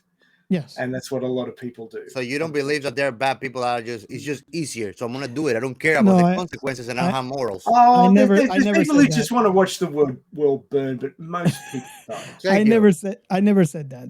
But yeah. But why? But nobody ever asks why do they want to watch the world burn? It's usually because they've been treated like shit their entire lives. And Yeah, it's just human nature. It's a human nature that plays in utopianism. I'm going to it's say like if something. you get everything given, it's gone. You go, Robert. I'm going to say just one word that goes along with what Ray just said. Nishka. Okay. Yeah. She's been mistreated. That's it. That's all I wanted to say. Well, the family, I was just getting to my point that the family dynamic is really complicated, and it's a family in decline. The lovey-dovey stage is over. The long-term reliance stage is in full swing. There's 3 kids now. We haven't. I mean, Robert knows more because he's watched more of the show, but we don't know if these 3 kids are from this marriage or maybe they're a combined family or something they haven't mentioned. They seem to get along to the point where maybe they're all their kids, but I can't say for sure. But it's a family with 3 kids, and now presuming that the 3 kids came from those 2 parents and they've only been married to each other, then that's a fair amount of time she's had away from her job to have those 3 kids. And she might feel like she's been held back, and that's why she's pushing so hard for her work now and leaving it up to him. Exactly. There were moments where she was looking pensive while she was in the hotel room. Now, she could have been pensive because she was staying away from the family. She felt bad about it, or she could have been pensive because she didn't want to go back. And that hasn't been made clear yet. So there could be this whole 7-year itch thing going on. There could be I don't want to deal with that. I'm just going to throw myself into my work because I'm not interacting more with my family, and it's too hard to sort that shit out. So I'm just going to do my work because it makes more sense to me. And he's being left there with the 3 kids and his work and the house to look after, and it's too much for him. Mechanism, yes. And he's fighting against that, and the fact that she doesn't like synths, but you can't get a Roomba anymore. You've got to have a woman or a machine that looks like a woman. And then there's this whole undercurrent of male needs and the underhanded passing of the 18 plus instructions for the synth. So, it's not cheating if you're screwing a machine. It's just like a giant... if it's not human, it's not cheating. It's just like a talk fleshlight, It's a sex doll. Oh my god, basically, dark, man. I mean, there's so many levels. This thing's like an onion, and it's only the first episode. Oh boy! Packed it in, and it's not just the talk about what is human and what are we going to do when machines become sentient, but how is it going to impact upon all the fucked up stuff that we were already doing as humans to begin with? So, I mean, there's a lot to unpack. You are so right. This is a very, very complicated little show. Put your seatbelts on because it's just going to get higher from here. Yep. I think I'm going to have to watch episode 2 after this. I honestly think if you're a fan of Asimov, oh my God. Yeah. You had to watch the show. But I mean, this is not just a expose and an exploration of what we're going to do when we create machines that look like us but aren't us and are thinking for themselves. But it's also an exploration of how that is going to impact us and our messed up little lives. So, there's a lot going on. I love this show for this particular reason. They make it feel real. In a way that how can I explain this? It's easy to make it real visually, and when with the words, the writing, the interaction, but this one really is like Gio said. This is a brainy show, and is loaded with those philosophical questions. It's just loaded in every scene. And just like Ray said, I mean, this is just Android things are loaded with philosophical issues, right? That's my point. I've seen a lot of Android shows, and granted, you have a few that are as loaded, but usually not from the get-go, and usually not that much. I mean, what do you think, Ray? I mean, we've seen a lot of sci-fi. Altered Carbon achieved the same. We can attest for that, right? Yeah. We can all agree. Altered Carbon kind of did the same. It was just a twister of shit right away. Yeah. This show does throw you straight into the deep end, and yeah, it's it's at the same time very, very familiar in if you've watched any British sitcoms or British dramas or anything like that. It's all the stuff is there: the work life, the home life, the language that they use, all of that sort of thing. You guys, you guys are Americans, you don't get as much British content as we do down here in Australia. But if you're a fan of British content, this will still feel very, very familiar to you immediately. It will feel grounded in that it's familiar. But you've also got this whole synth thing, which, like, I don't know how much you were impacted by the introduction of robotic vacuum cleaners, because I keep bringing this one up, but that was sort of a game changer for me. Having something wandering around your house that's picking up the dust. Now there's no peace because Roomba doesn't shut the fuck up. Yeah, but it's doing its thing as it's meant to do, and it's not interacting with you particularly. You're not holding a handle. You're not pushing a button. That's true. It's doing its thing. And you sort of got to take the Roomba and then advance it about 50 years, and then have somebody that's acting you have like already a maid, waitress but is a robots. machine. There's waitress robots actually that are very common in Japan. Do you know that? Oh yeah, but they work with trays and everything.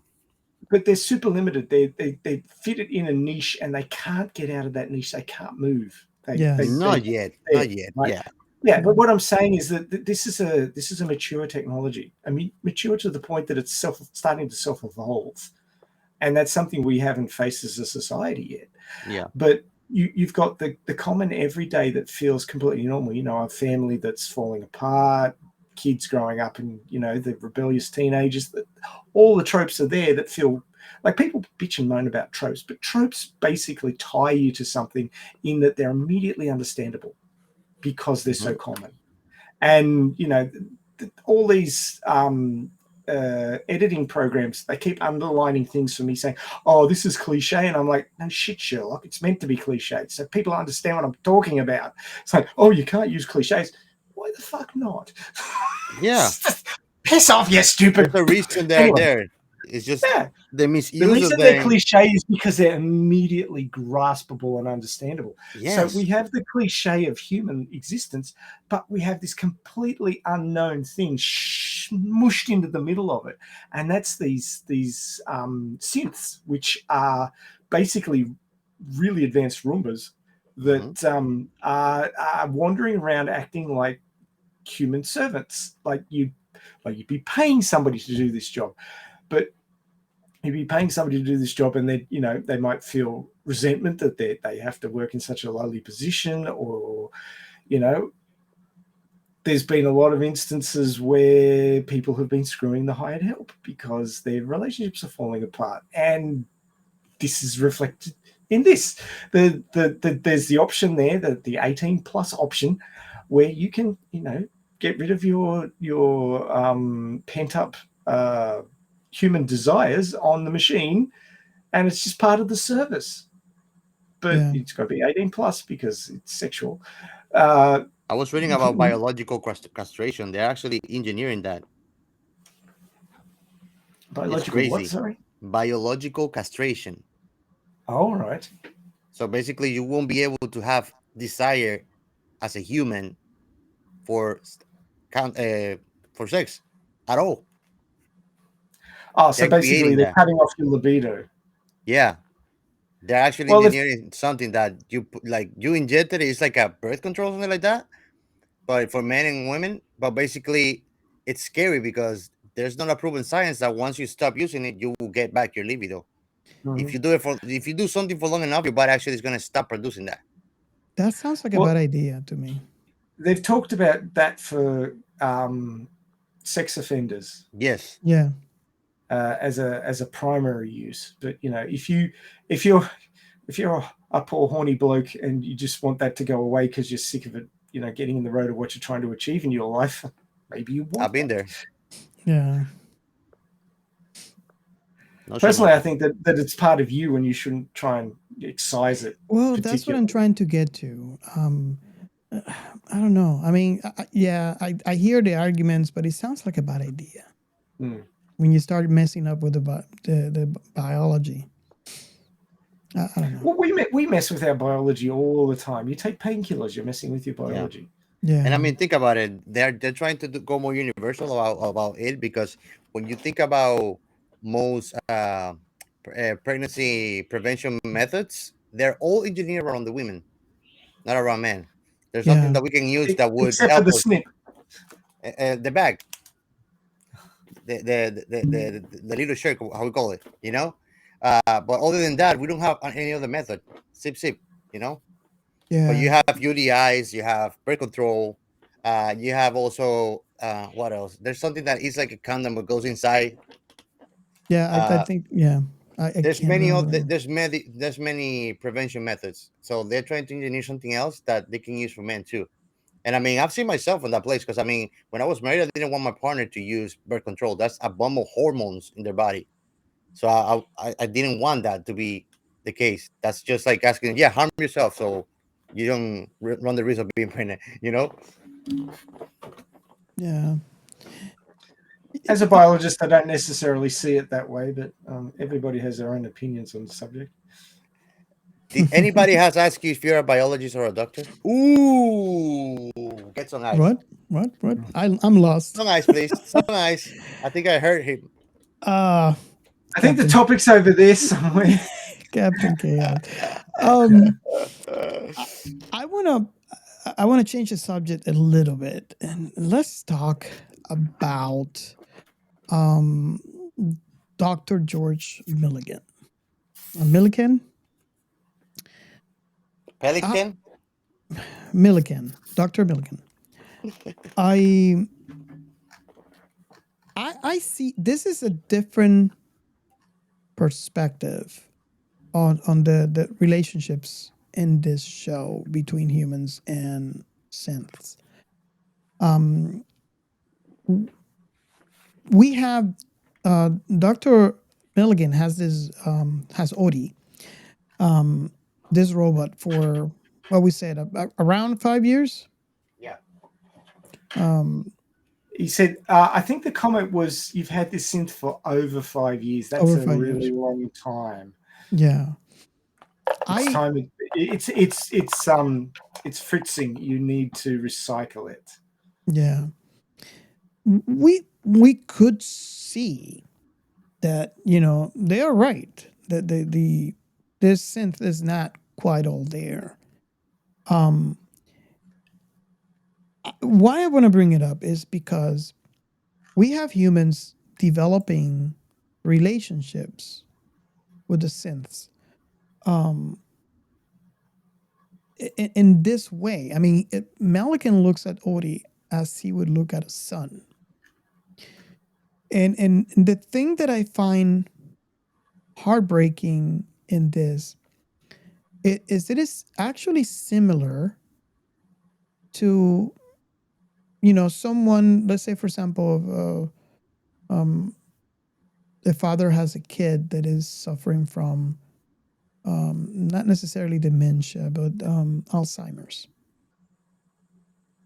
because through this through the scene that we have multiple scenes when we see them together, there's moments where he becomes lucid and remember things, and then other times not quite there. And the one of the last scenes or towards the end of this where we see them together, it comes after the what was it, the police officer, I forgot his title,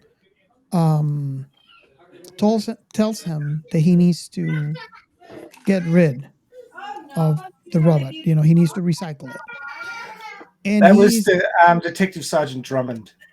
Okay. So Drummond tells him. So he goes home and gets a mallet. And Odie starts mentioning things. He became lucid again. Start mentioning things. And he became sentimental. He could not do it. He just let him stand up. And you could see the suffering in his expression. I think it was dark enough, but I mean, what do you think? I think he's like either at the verge of crying or was already crying.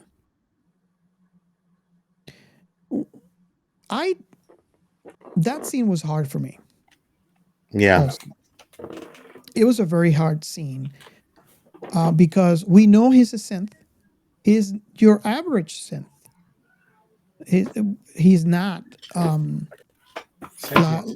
sentient like the other ones that we see. Like Max, for example. And that makes it hurt more for him, knowing that he's unaware. He's unaware, and it's the law. He has to recycle them, and we can see clearly why.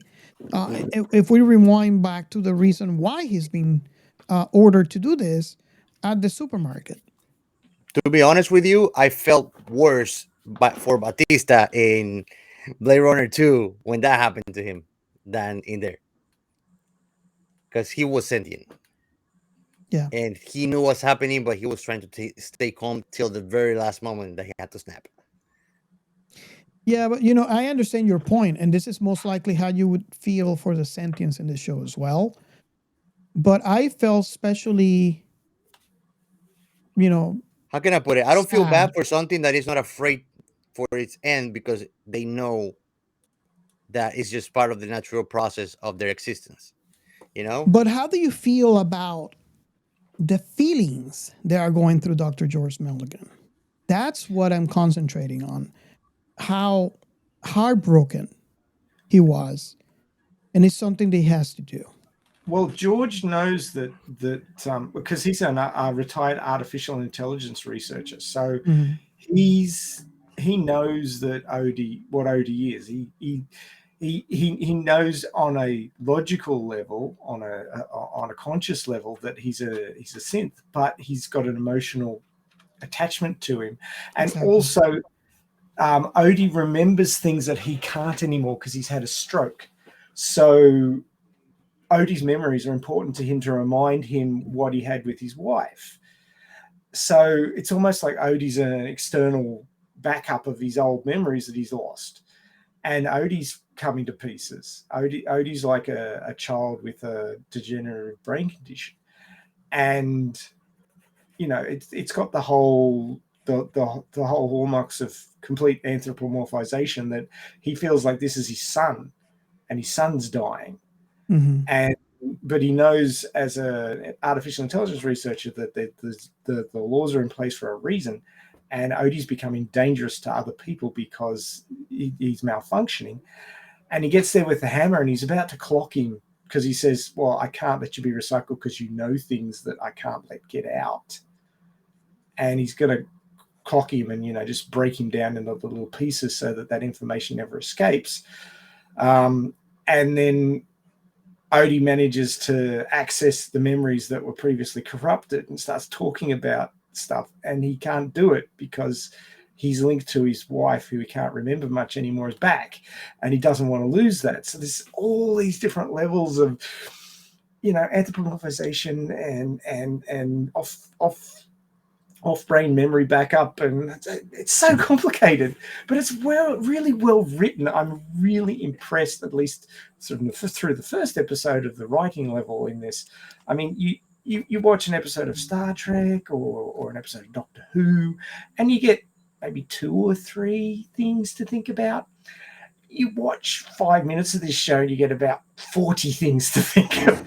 It's just like memory dense. It really it's subject dense. It really, really is. Oh yes. And that's the reason I love the show, and I'm sure this is the reason why Gio couldn't stop watching this from starting to watch the first episode, because this actually the kind of shows he likes, very brainy. But I just want to bring it up because I still don't understand why I like the show, because typical things like this in another show would break me. And maybe, and the only thing that I can think of is that this show keeps me busy, and I say busy in a very literal a very small meaning on it keeps my brain thinking about all what you just said, Ray. How loaded this is with thoughts. It's very very busy, and maybe because my brain is overloaded with thinking about the topics that's going on, it doesn't give me chance to be broken. Although I do admit the show is dark. Does that make sense, Ray? Gio, you guys know me Total a lot sense. better than anybody else. Total sense. I mean, I think that it just doesn't allow you to invest yourself much in the characters too, because of the narrative behind the show. It's not the same, you know. I would argue that one. You get invested, but it's well, the thing about a lot of stories is that they'll focus really hard on one point, and I think that's what gets Robert in that.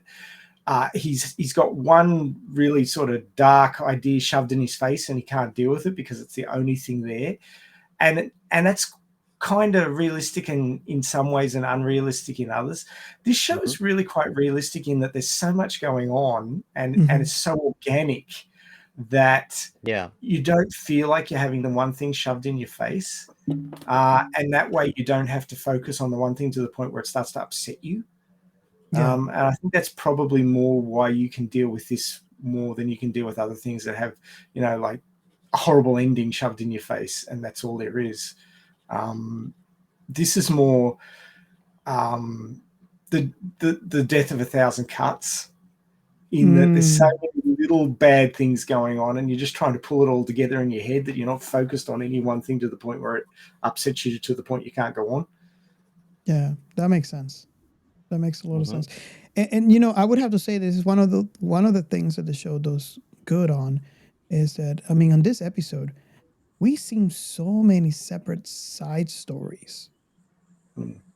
We are following so many different people in just the first episode, and it doesn't feel, it feels well put together.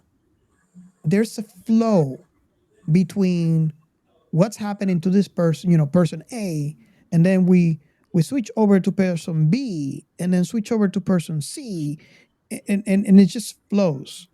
At least that's my perspective. I don't know what you, especially Ray, your perspective, because you only seen the first one for the first time, when me and Gio have seen this multiple times in the past. But what do you agree with that perspective? Oh, totally. Look, as a writer, I applaud the writing team that wrote this, because it's a lot like there's again, it's the shoved in your face versus the organic presentation of storyline and information. You get a lot of stuff, especially these days, where the core ideas are completely shoved in your face and you can't miss them because they don't expect you to be able to think, so they sort of slap you around the face with it. This show does not do that. This show expects you to be able to think, and it's sophisticated. If you don't think about it, you can just see it as a silly little story about talking Roombas. But if you do think about it, it goes down for weeks. That's an interesting way to put it. Talking Roombas. Yeah, but if you think about this one even a little bit, you notice how many subfloors there are, and it's an onion. It goes down for weeks. So I mean, we've found plenty to talk about, and it's only the first episode, but it is very organically presented, and the multiple storyline but all connected methodology is one that's well practiced with good writers, in that there's enough points of similarity that the story holds together as a single narrative. And again, like I said, I applaud the writers for the work on this first episode. Usually the first episode is a bit of a hot mess. Yes. The actors haven't found their feet. The writers haven't found their feet. They don't quite know where they're going with it unless it's based off a very solid foundation of source material. Things tend to waffle around a bit until they work out where they're going. This thing was planned from the get-go. They Yeah. knew what they were doing, and the economy of storytelling in this first episode is just sublime. There's no wasted shots. There's no wasted conversations. Everything is presenting you with a point worth considering, and that's why we've been talking about this for about an hour now, and it hasn't wound down, and it's only 45 minutes of television, so yeah. there's a lot to it. One thing that I applaud the show too is the fact that typically, and I've seen this in many of the shows that I watch, and you guys can let me know what your perspective on this topic is, but most shows that I've seen, the first episode is usually the setting.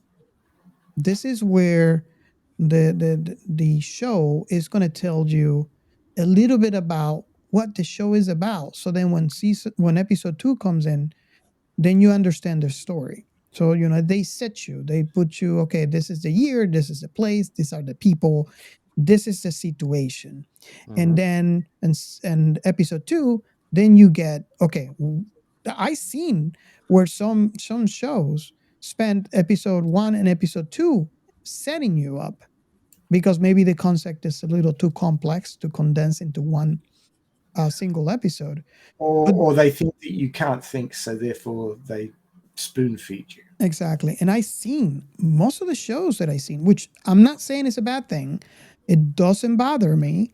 I have come to expect this from a show where the first episode, in some cases, what happened with me and Gio has a perfect example. He recommended to me Chainsaw Man. Yeah. Remember it took him long. Yeah. So It I was a slow expected uptake for him. this is a normal thing for me. I expect for shows to take 1, 2, or 3 episodes before I can understand, okay, now we can get into the story. And this is not the case.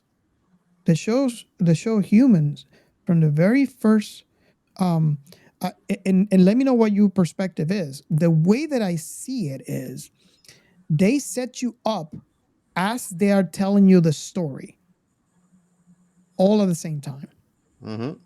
And I, I'm thinking if there's a show out there that has done that to me, and I can't think of anything off the top of my head that would tell me, it will set me up and start me off in the story at the same time.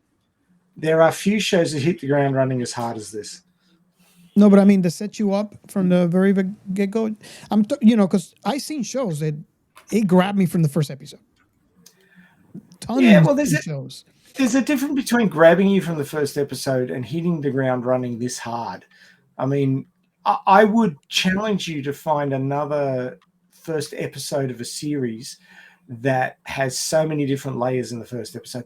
Most shows won't do that because they're afraid that you'll get confused and get lost and not follow it. But the level of writing of this show is such that you can skim the surface and still be entertained. But if you want to know more, you can dive deep and do what we're doing right now and get so much more out of it. So this show's got a lot for a lot of people, and I would definitely be, I mean, there's 3 seasons of this, so I got plenty of watching to do yet. And I'm going to warn everybody, including Ray, in the fact that once you watch the very last episode for the very last season, you are going to want more, but it's going to be clear to you that you are not going to get more. Because another thing that I applaud about this show is the fact that it has an ending. Yeah. Some shows, they get canceled. They don't have time to develop an ending. I'm not sure if this is the case in this show or not, but I really love when shows end and that's the end. Doesn't help me. I think that helps you because it has a closure to the story, so it doesn't leave you with that open chapter, And I think that makes a whole difference for you. Well, The Matrix from 1999 had a perfectly good ending. They still made 4 more movies. So. Yeah, but let me bring a case personal to Gio that I want to see his opinion. I'm just going to name one show. Are you ready, Gio? That it? Kyle XY. Oh shit. Yeah, that show is cursed. I don't know Did why I they stopped it. did I make my point clear now? Yeah, you remember? It's like remembering that ex that you didn't want to remember because you like her so much. That's So Alex White. that obviously I that's was the happy to worst remembering possible it. scenario that could happen to a show. Not all the shows end like that, obviously. Jesus But Christ! It was like how many seasons? 4 seasons again? 5 seasons? and it just ended. And so much story. Like they just brought the sister. Like, come on, bro. Why would They you even brought the do that? brother, Oh my you god. know. So yes. So this is what most shows do, and it's not fault of them, I like to think, Hmm. because most of the cases that I know, especially with Kyle XY, is the show just gets canceled and they just don't have time. And even if they had time, Budget sometimes in too. some of the It's shows, something you out of can their put hands. all this stuff into just one single episode. Yeah. So I really applaud this on this show. Maybe it's luck. Maybe they planned it. Sometimes, you could actually sell X amount of seasons, and that's all you're going to get. And just like Ray said with the Matrix, it has a perfect ending. If that went well, then at least that you ended there, and you can do more. But you're not going to leave your fans high and dry. Yeah. So I really like this about the show, and thank you for making me want more, yet knowing that's it. That's the ending, and I'm comfortable with it. Yeah. That way they at least they don't get you to get like expectations. You know. Exactly. And just like Ray said, they could do another season, Hmm. because But at Well, least in a George, way, in a note that is fine if he does it for you. You know, it's not like, oh man, this should have ended differently. yeah. I don't know if George Milliken as a character continues past season 1, but William Hurt died last year, so he won't be Yeah. coming back. Put it that way. Yeah. Just as an aside, William Hurt, he's been in a lot of sci-fi movies. He Oh, played yes. Duke Leto Atreides in Oh, Frank yes. Herbert's Dune in 2000 in Sci-Fi, and he was also in where is it? I got a list here. Come on, Hey, brain. Where is it? He was in Dark City in what up, guys? 1998. Mm-hmm. Lost in Space in the same year. Oh, I love that movie. Although a lot of people say they hate Sunshine in 1999. it. Mm-hmm. Artificial Intelligence in 2001. Great movie. Yeah, so I mean, he's been in a lot of sci-fis. Yeah. So, yeah. Just give me one second. This show is just it's just a great show. I welcome everybody to watch the first episode like we just did today, and come back to us and let us know what you think. I'm going to be watching some more of this. Yeah, we know you will. This show is good. This show is amazing. Has Ray watched update or upload? I don't know. Upload. It seems familiar. I think that he has not. I think that it was in our season 1 that we did it, right? You know what? I forgot what season was it. We did an episode on it. Is the episode? No, Ray? I haven't. I Yeah. haven't seen that. I've Oh. seen ads for it, but I haven't seen it. My wife loves that show. Those are classic cars. It's Go it's figure.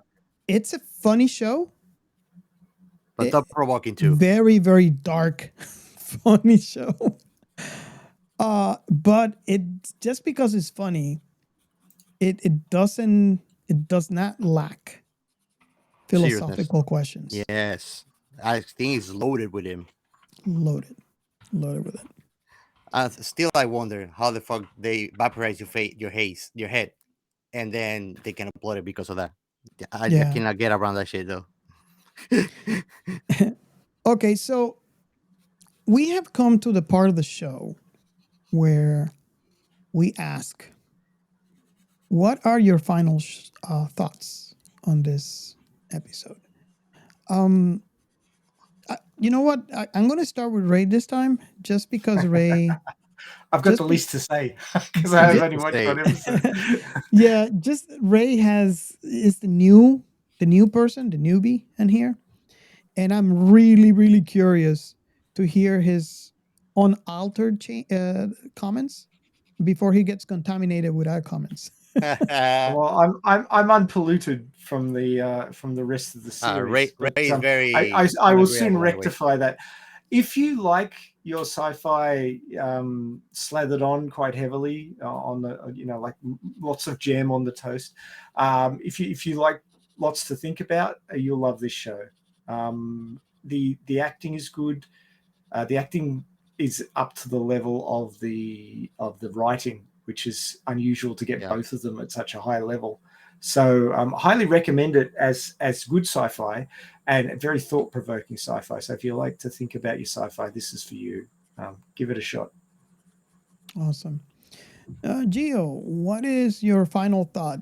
So what is the last thing you want people to know about this show that really calls your attention? And try to limit it to just this episode, because we've seen the whole Good thing. luck. No, I mean, I think that this show, like just seconding what Ray and you said, it's very thought provoking. It's gonna touch a lot of social issues and questions that we wonder about. What if robots really existed, and what uses we will have for them? Also, how they would actually learn versus what we expect them to. You know, and the reality that are they really functional as they come out of the factory, or is more of a venture into the dark thing because everything learns different and not everybody teaches the same way. If not, every other human was the same because they will be raised the same way.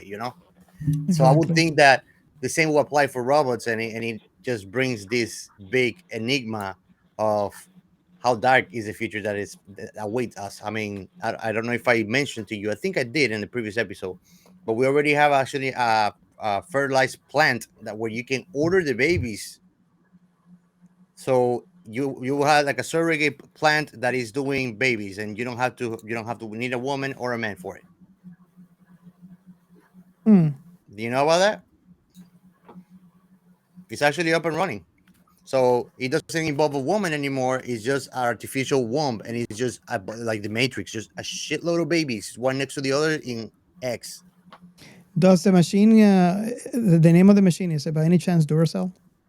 Not sure. I'll look it up. I'll look it up and send it to you. Well, for what it's worth, the plant is made out It's of completely renewable energy. Well, yeah, there you go, Duracell. Like who it's the hell cares that it's Energizer. renewable? Energizer. Energizer. Yeah, the Copper cloning top. bunnies in there. Okay, so my But final yeah, thoughts. I'm sorry. Go ahead. no, you go. You go. I think that I finished the thought in there. Like I think that this show is very serious. It's very good, and it's gonna captivate your attention if you like something that tickles your brain. Awesome. Now you go. I'm I'm going to echo what the two of you said, and I'm going to add. To me, this is an example. When I have said in previous episodes what it's sci-fi, and I have also mentioned, among other things, as my definition is, sci-fi is a thought experiment, and it's really cool to me that we can see topics develop, and experience it, in a way that we could eventually come up with solutions in real life to issues that we explored whenever we explode, the situations that are happening in sci-fi. Now, this show, what I like about the show is the fact that we see it. The what's going on, we actually see it, and it makes you feel like you're there. You're basically experiencing what is going on. Hmm. So it puts you front and center with the issues that will develop or could develop if a situation like that ever happens in real life, which we know we're on our way. I mean, we have AI writing stories for us. We have AI doing art. So we are going on that path. Yeah, The we're question moving is towards how singularity. exactly. The question is how fast are we going to get there? So this is a great show, in my opinion, because it puts you front and center with those issues, and you get to experience those issues, and hopefully, as humans, we could come together with the solutions. So the issues that we explore in the show will not be issues that would affect us in a What you're negative way. talking about is called the collective. Once we reach the collectiveness, we have reached the top of our intellectual and social capacity as a race. Okay. But I mean, based on the speculative readings that I've done, we're looking at 3,000 years. So we're in year 2000 now. Okay, so with that said, we can move on to the next topic, the next segment. The science in sci-fi. Okay, so we talked about what is a singularity in this show, and I think this is a hot topic right now. I think I'd like to start the segment because I'm sure that some people in here are not familiar with that singularity is. If you are a sci-fi fan, I like to think that eventually you have encountered a story that talks about this or a definition somewhere. But for those of you who have not that are not familiar with this, what is a singularity in technology? And I'm going to read this right off Tech Target, which, by the way, is one of my my favorite definitions. Sites definition. It's kind of like a dictionary. So this is in technology. The singularity describes a hypothetical future where technology grows out of control and irreversible. These intelligent and powerful technologies will radically and unpredictably transform our reality. And that's in short what singularity is. So, Ray, I don't know if you want to continue with your science article. Oh well, the thing that I was gonna bring up was that one of the only really explicitly sci-fi elements of this show was a statement of Anita's processing speed, which was 27.39 petaflops, which to the average viewer means absolutely nothing. So I thought I'd go over what that actually means and how it compares to a human. I want that. So yeah, so a petaflop. Now I have a million windows open here, so just give me a second. Okay, one petaflop or pflop is capable of a computer system. One petaflop computer system is capable of performing 1 quadrillion, which is 10 to the power of 15 floating point operations per second. That's equal to one petaflop is 1,000 teraflops. So to match one petaflop computer system, what it can do in 1 second, you'd have to perform one calculation every second for 31,688,765 years.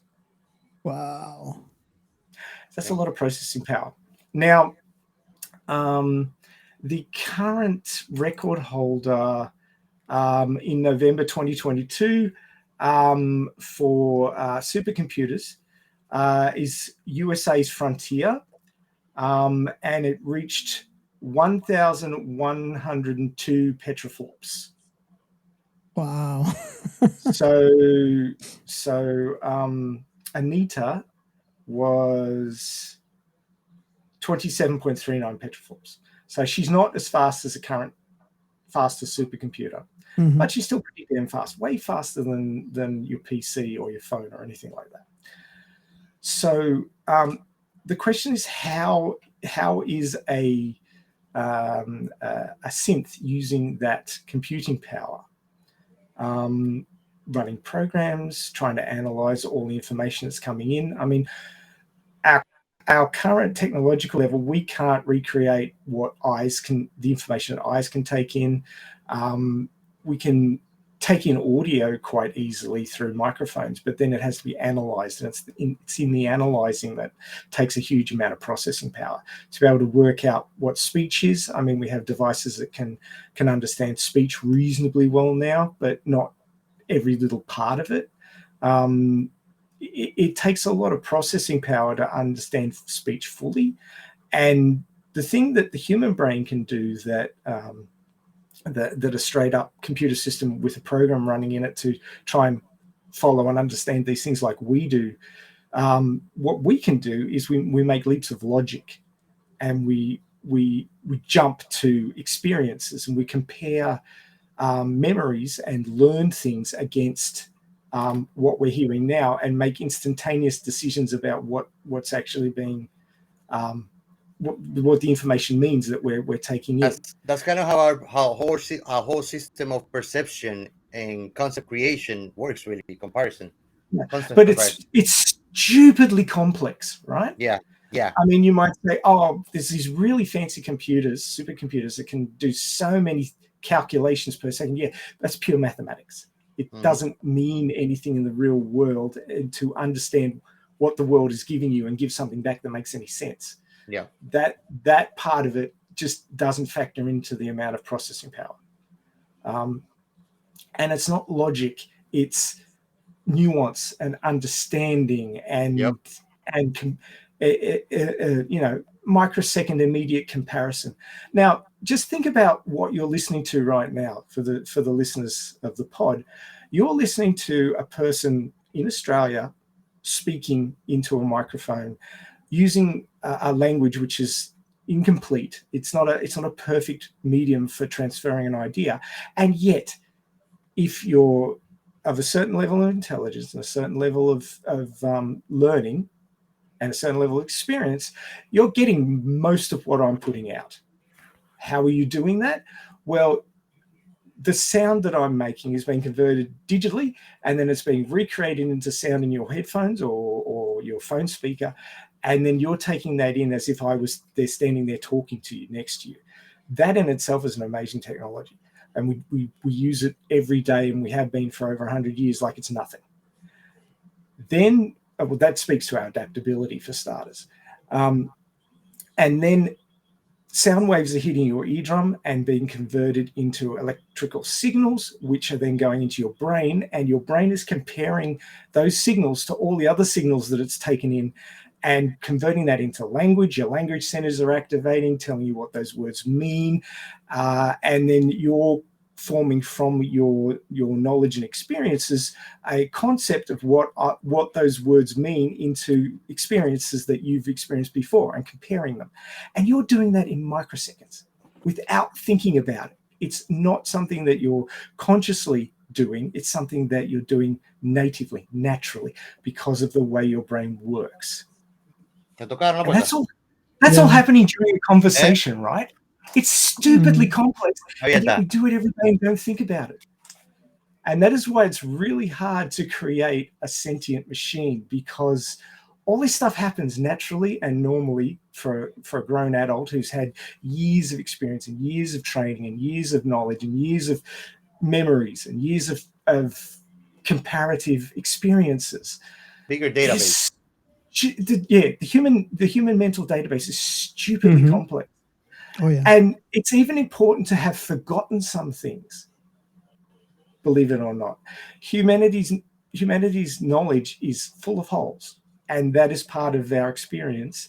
And it allows you to think of things differently than somebody who has perfect recall.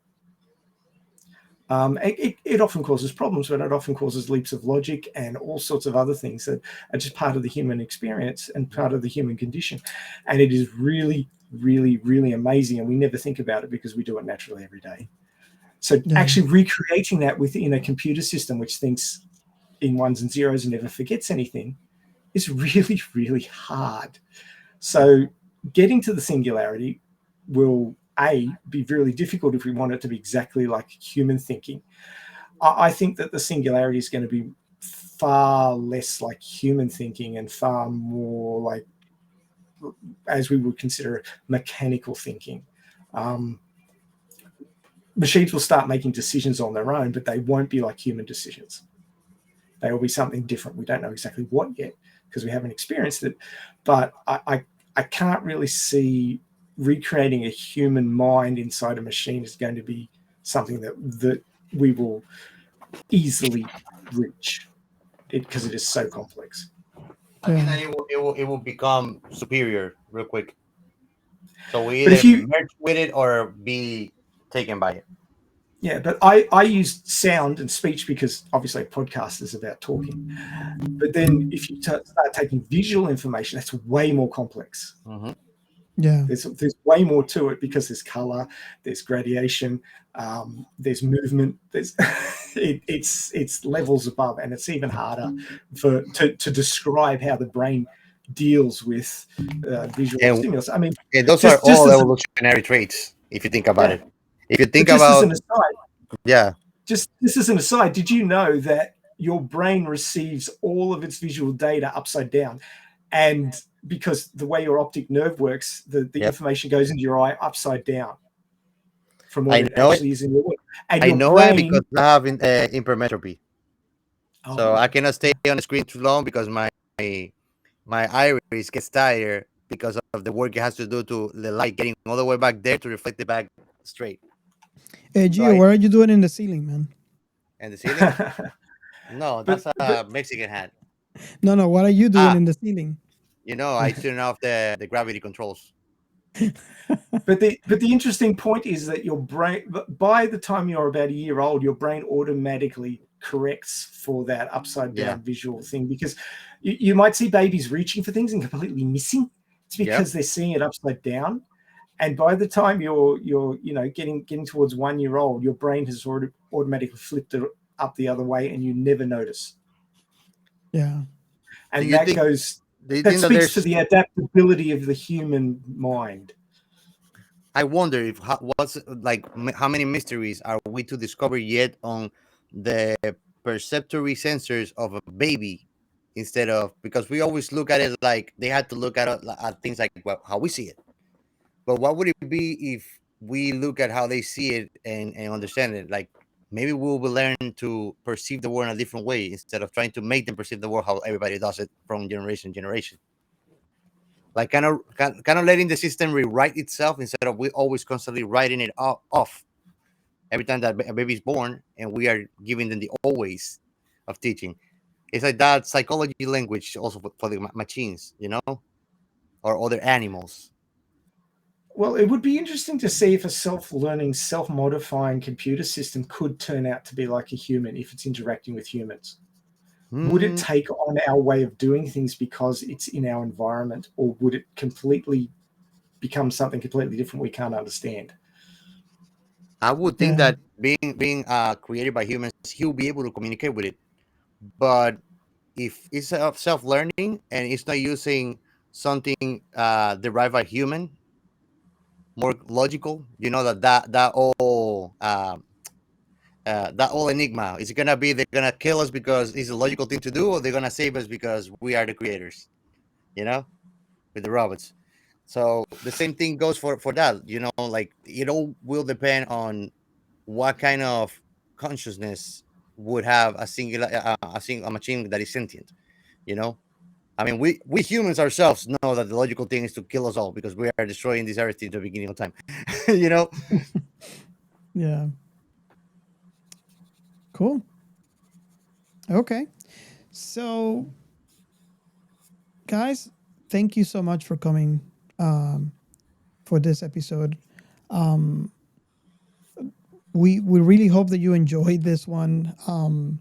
It was filled with a lot of thoughts, and I had to control myself because I'm gonna. So one thing that I'm really curious is, I'm not sure if you're listening to the show first, or you already watched that episode first and then listen to us. But reach out to us and let us know what you think about this show.